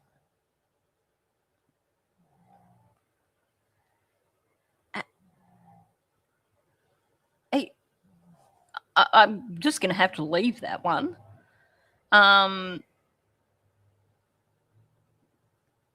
But see, Malaya didn't say anything in that interview about the children being in the woods. In fact, in that interview, Malaya was saying, I want an Amber Alert. So how does that work?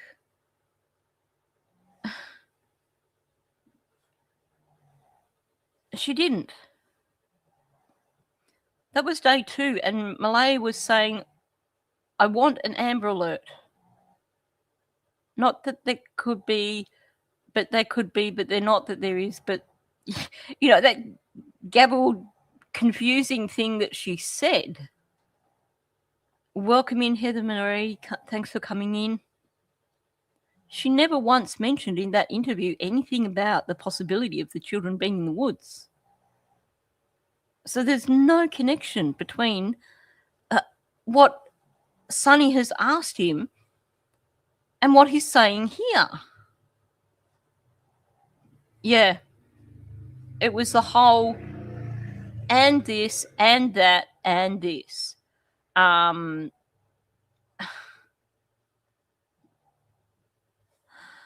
Yeah.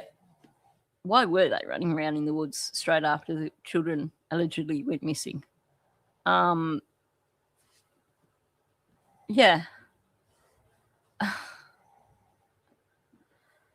His argument has just completely gone splat at this moment in time. And now I think he's probably realised, because he's going to deflect from it and do the I've never watched that interview. And this question gets completely forgotten. Yeah.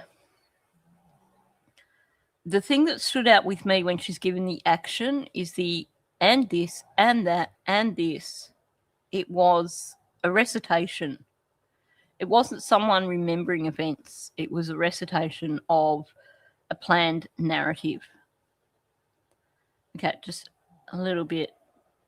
It's probably too much. Go from there. It's a conflict to me of, okay, so wait a second. You said Daniel came down and, you know, and said. Yeah, because Malaya did an interview before I ever did interviews, right? She did that and one.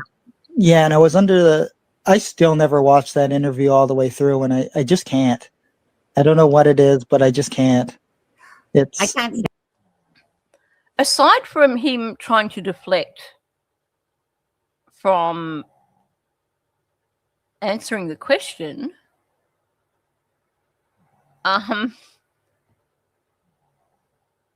he's trying to. I really can't. I cannot connect the dots right now with what he's trying to say.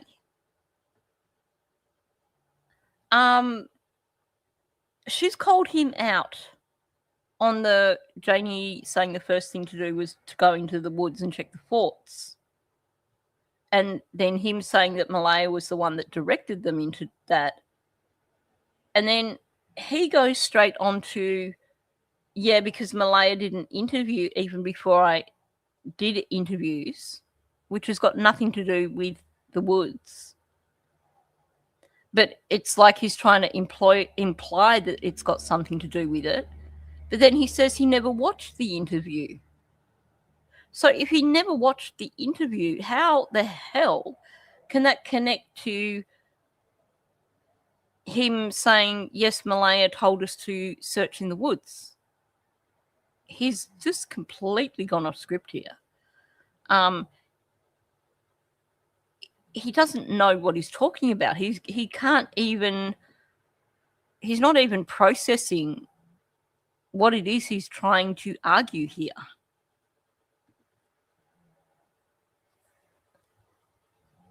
Yeah.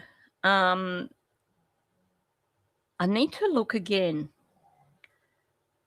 at that first interview in comparison to the second one, because I think one of Malaya's tells in that second interview is looking to the left when she's being deceptive, looking down and to the left.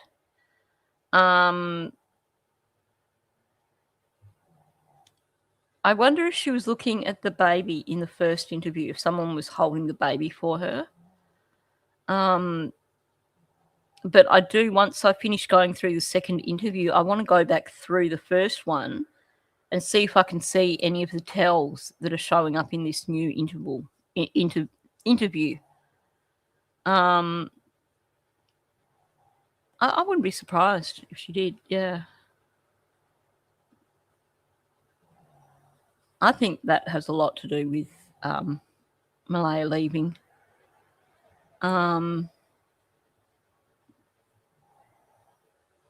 She could have been looking at him for approval, but at the same time, she mentioned that, or she said that he wasn't around at all on the Friday. So I'm wondering if I need to look at that one again. Actually, we'll come back to Daniel in the next live stream. But I'm just going to, let me see. Probably, if I can find it. Way too many videos on this MacBook at the moment. Here we go. Just staying as hopeful as possible. I want them home. I want to hold them. And I want them home. Oh yeah, looking down to the left. So that's the same as in this second interview, which is, this is one of her tells.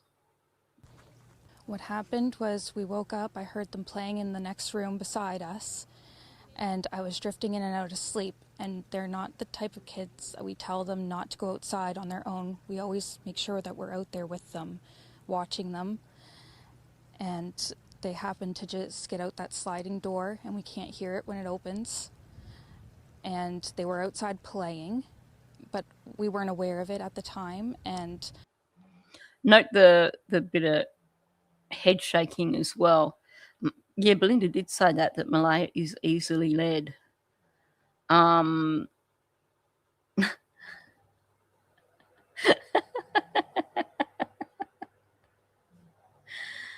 Oh dear.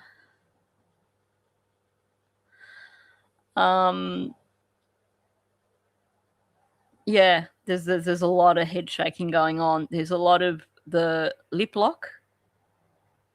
I haven't seen any of the eye blocking yet, but I was kind of not paying enough attention at first. Yeah, they didn't do any of the things that you would do if you actually thought your kids had wandered off. Like, honestly.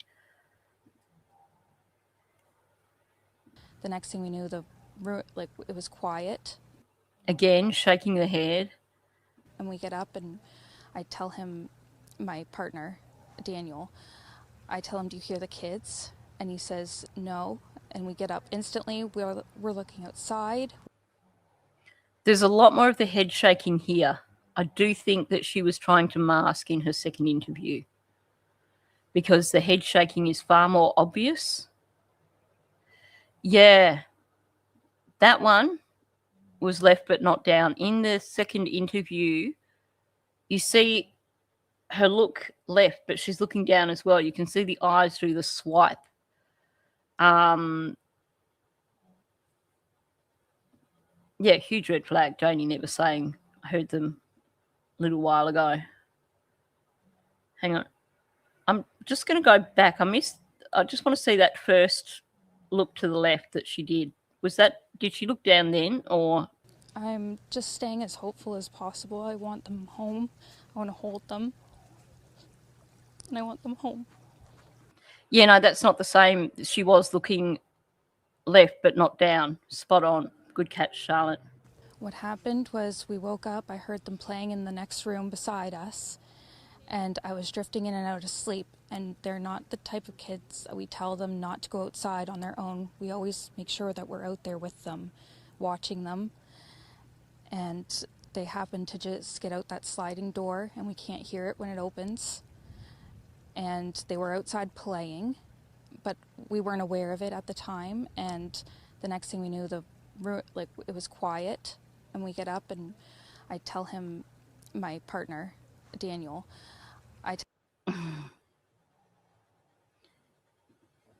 Yeah. That both of those were left but not down, so that's not the same as what we were seeing in this new interview. I reckon that's where someone's holding Meadow there. I reckon Baby M. It is. It's the ands, it's the endings, like the extended endings, the delays while she's thinking of the next part of the narrative. It is so scripted. It is so very obviously scripted. tell him, do you hear the kids? And he says, no. And we get up instantly. We're looking outside. We're looking everywhere, yelling for them. And I instantly just call 911. I just had the instinct I needed to call. They're both really go-lucky children. They're so sweet. They talk to anyone. They'll talk your ear off. They will speak to anyone in a store. Everyone. They're just extremely sweet kids. I appreciate the huge search effort going on right now. But we've been pushing for an Amber Alert, which hasn't been issued. Not just that they could possibly be abducted, which it is a possibility that they could have been, but just an alert to let everyone know that they are missing. Yeah, so spot on, Ariel. It is the way she's saying it. You can tell that she's checking. She's self-checking as she's speaking. This is not coming from a place of someone whose children are missing and she's just genuinely speaking. It does, doesn't it? Welcome in, Hemi. Yeah, they'll talk your ear off. They'll do tricks for food. They'll talk to anyone in a store. I had to do lots of takes for this interview. Apparently, she kept breaking down in tears.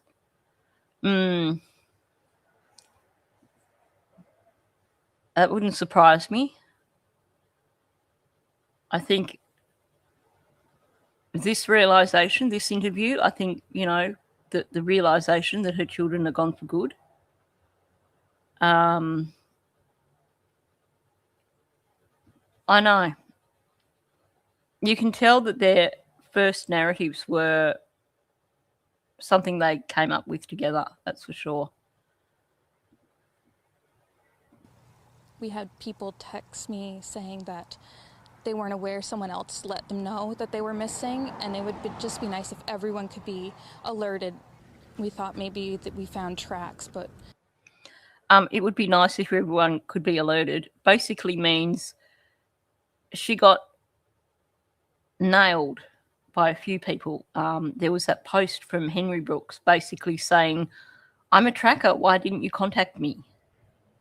And you had Belinda the day before contacting her and saying, you know, what happened?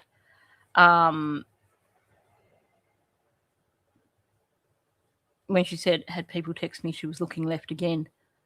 Ah, cool. I'll run that back a little bit.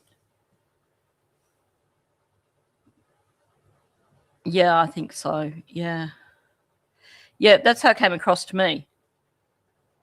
She wants an Amber Alert so people aren't going to pester her with messages. So she doesn't have to actually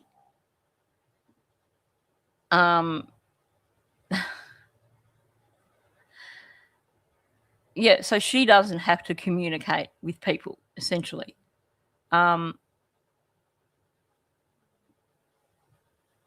saying that they weren't aware, someone else let them know that they were missing, and they would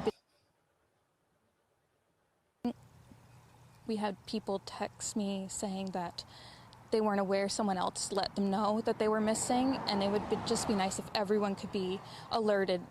We thought maybe that we found tracks, but it's still uncertain. It's been raining and they're probably soaking. So she's talking there, we thought we found tracks, but we're still uncertain. And yet, in this latest interview, she's like, I can't talk about this.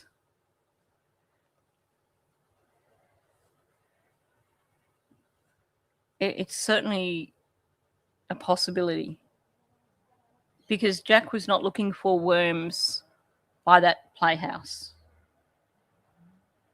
I had wondered if they were looking for worms somewhere on the driveway, down near the bottom of the driveway where it would have been wetter. Yeah, that's exactly what it is. I want an Amber Alert so I don't have to deal with people.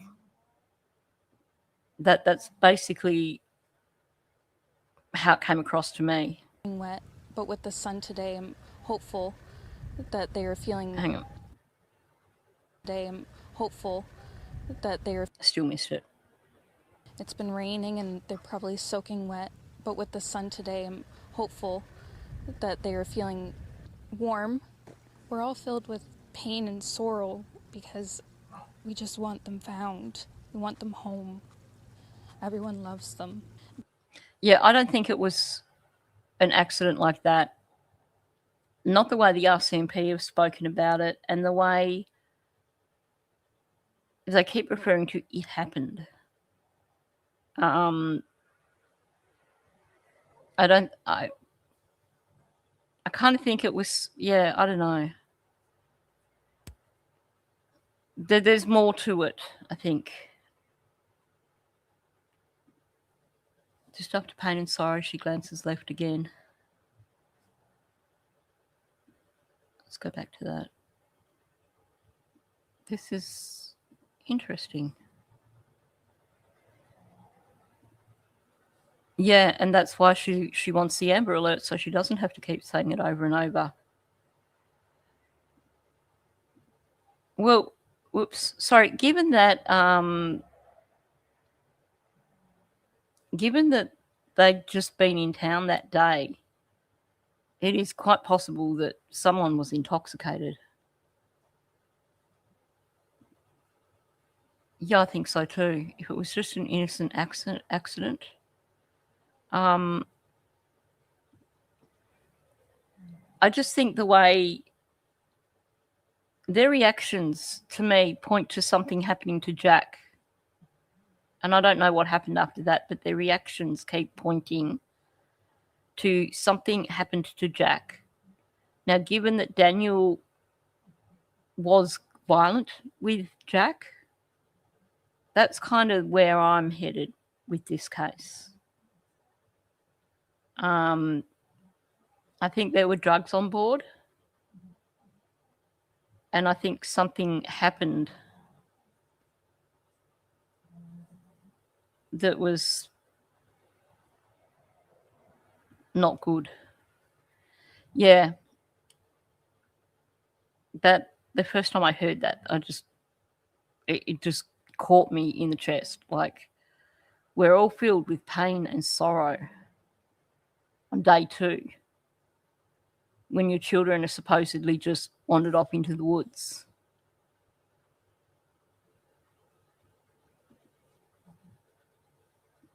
That's the question. If it happened to Jack, what happened to Lily? I could imagine a scenario where, you know, losing the plot, something happened to Jack and Lily screamed and there was a reaction from that. No, pain and sorrow does not come from panic. Pain and sorrow comes from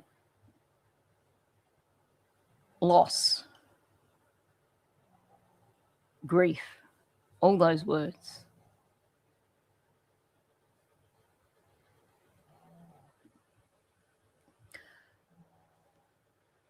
Because the prints on the pipeline, they took a bloodhound in and they checked the entire area, and that hound didn't get any other hits in the area, and they did that for 5 hours. They also didn't find any additional prints.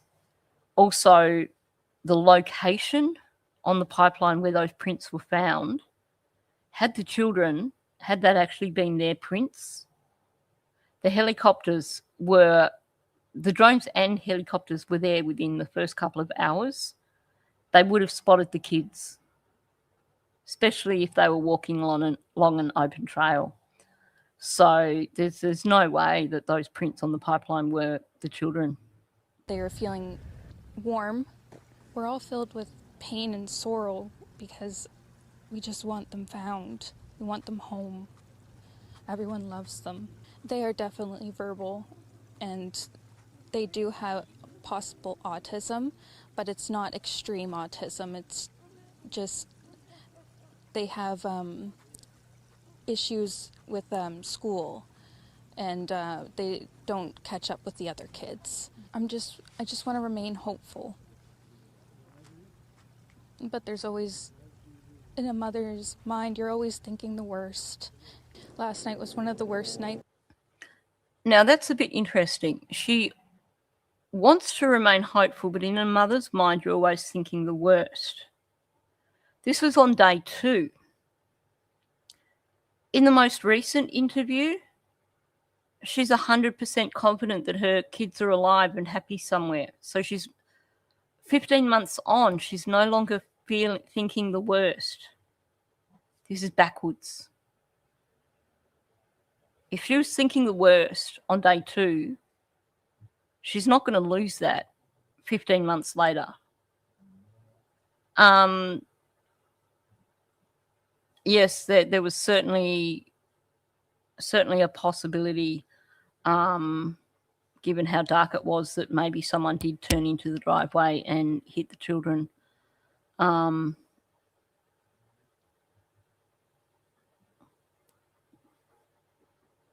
Yeah, they're pretty quick. Usually, if someone has wandered off into the woods, they find them within, so many hours. I agree. CPS really dropped the ball here.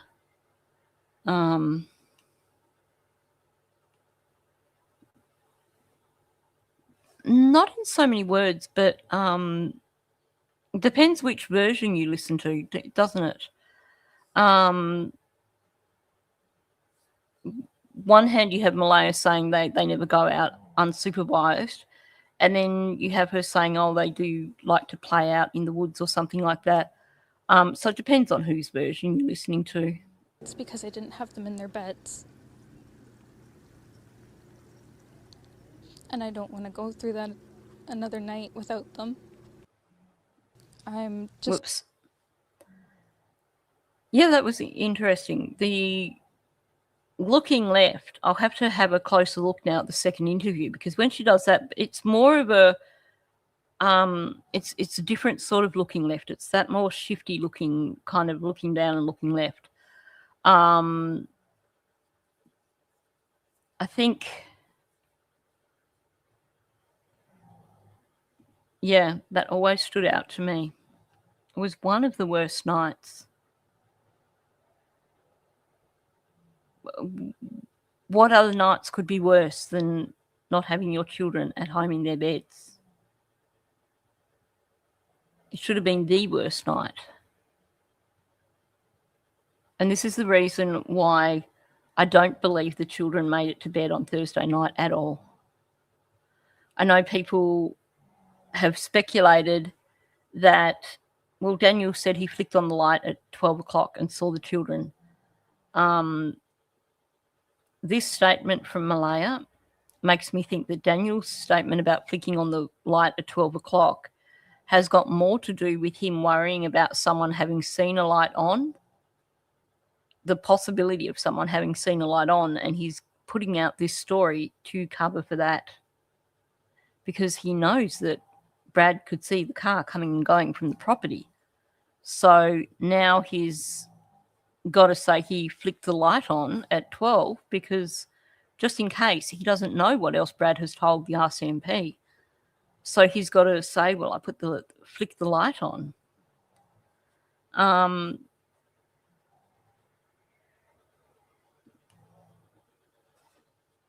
Last time she saw them was Thursday in their beds. Was it in their beds that she said, or the last time she saw was when she put them to bed? Because that's two different things again. I'll have to have a look at those. I'll have to ask. Oh, I don't know if Belinda has that as a text message. I have Belinda's message that she put on Facebook. Yeah, I think that's how it was conveyed. I'm going to have to ask Belinda if she's got that particular message. It might have been something that Malaya conveyed verbally. Because I've got a bunch of messages that Belinda shared with Sunny. And I've got the Facebook message that Belinda made on like day 2 or day 3, where she specifically said, but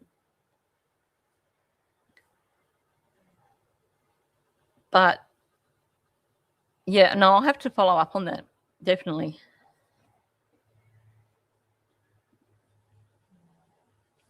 Yeah, Malaya didn't know when she put them to bed. 9 o'clock, 10 o'clock, maybe. Very, very vague. I still think when you look at all their narratives, the last thing that I can really hang my hat on is Janie seeing the children after they came back from town. After that, everything is so vague. Nobody's timelines match. Nobody's narratives seem to match.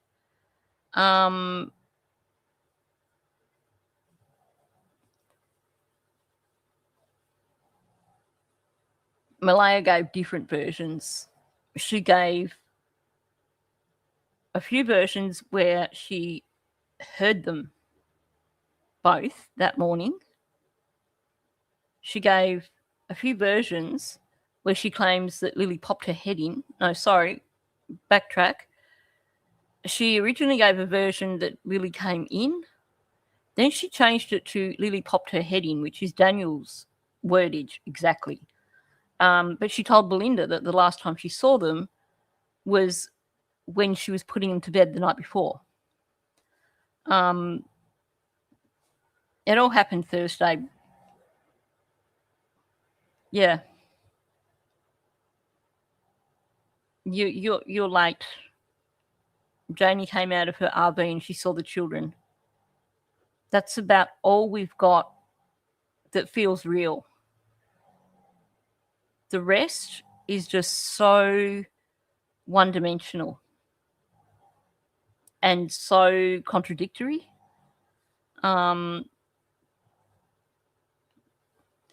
Yeah, or he thought the kids were in bed, but he's not quite sure. And then in this one, he's saying he went inside when it was dark. So he doesn't know if he went inside when it was dark or before it was dark or when it was getting dark. But he thinks the kids might have already been in bed when he went inside at around 8. But Malaya didn't put them to bed till 9 or 10 or...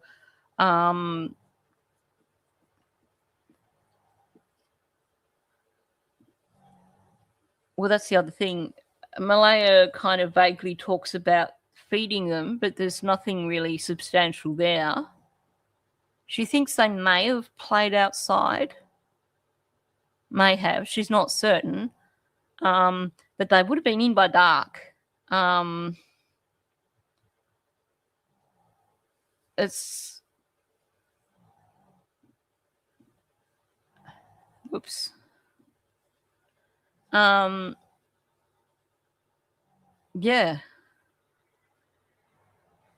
I think in terms of Daniel getting the timeline screwed up in that first interview, I think it was still completely high as a kite. Didn't know what the heck happened. Yeah, they might have had a bagel. She might have got them a bagel at Tim Hortons. She can't remember. She might have got them a bagel. They got poutine from Acropole, but they also had pizza, which was eaten on a bench. Like, it's all super, super vague.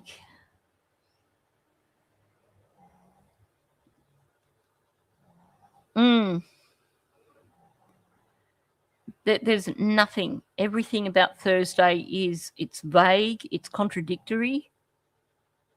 There's nothing that you could lock in place. I could not build a timeline from when they arrived home on Thursday afternoon onwards. I couldn't. I could try, but if I were to try and build a timeline that connected Malaya's story, Daniel's story, and Janie's story, it's not going to happen.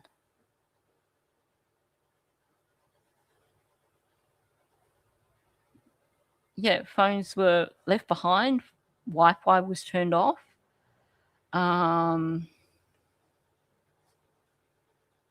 Yeah, apparently... Oh, okay. The baby was initially in bed with them and later was in her crib. I don't recall that. But, yeah. Well, she wasn't cleaning. She wasn't putting laundry away. She's made it clear that she didn't do either of those things.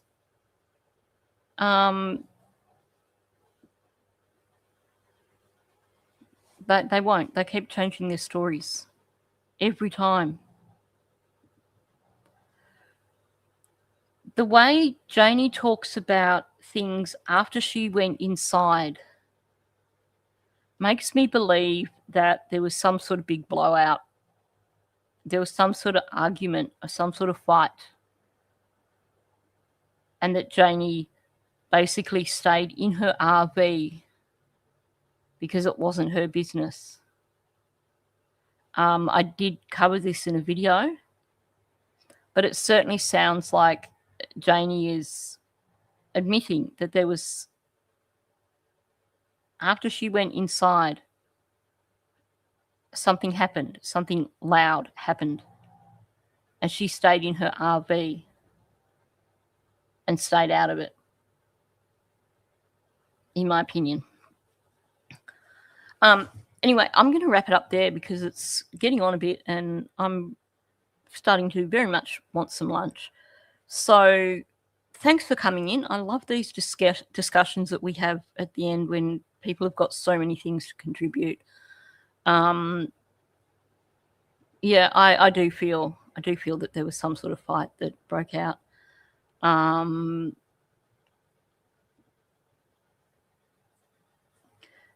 Yeah, now someone made a really good point.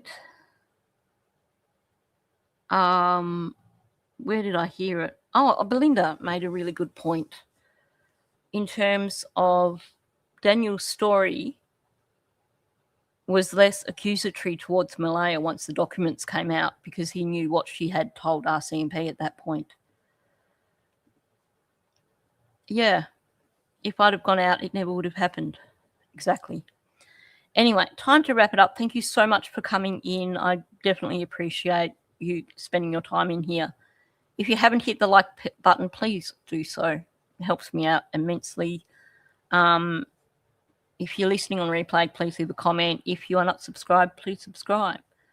Yeah, exactly.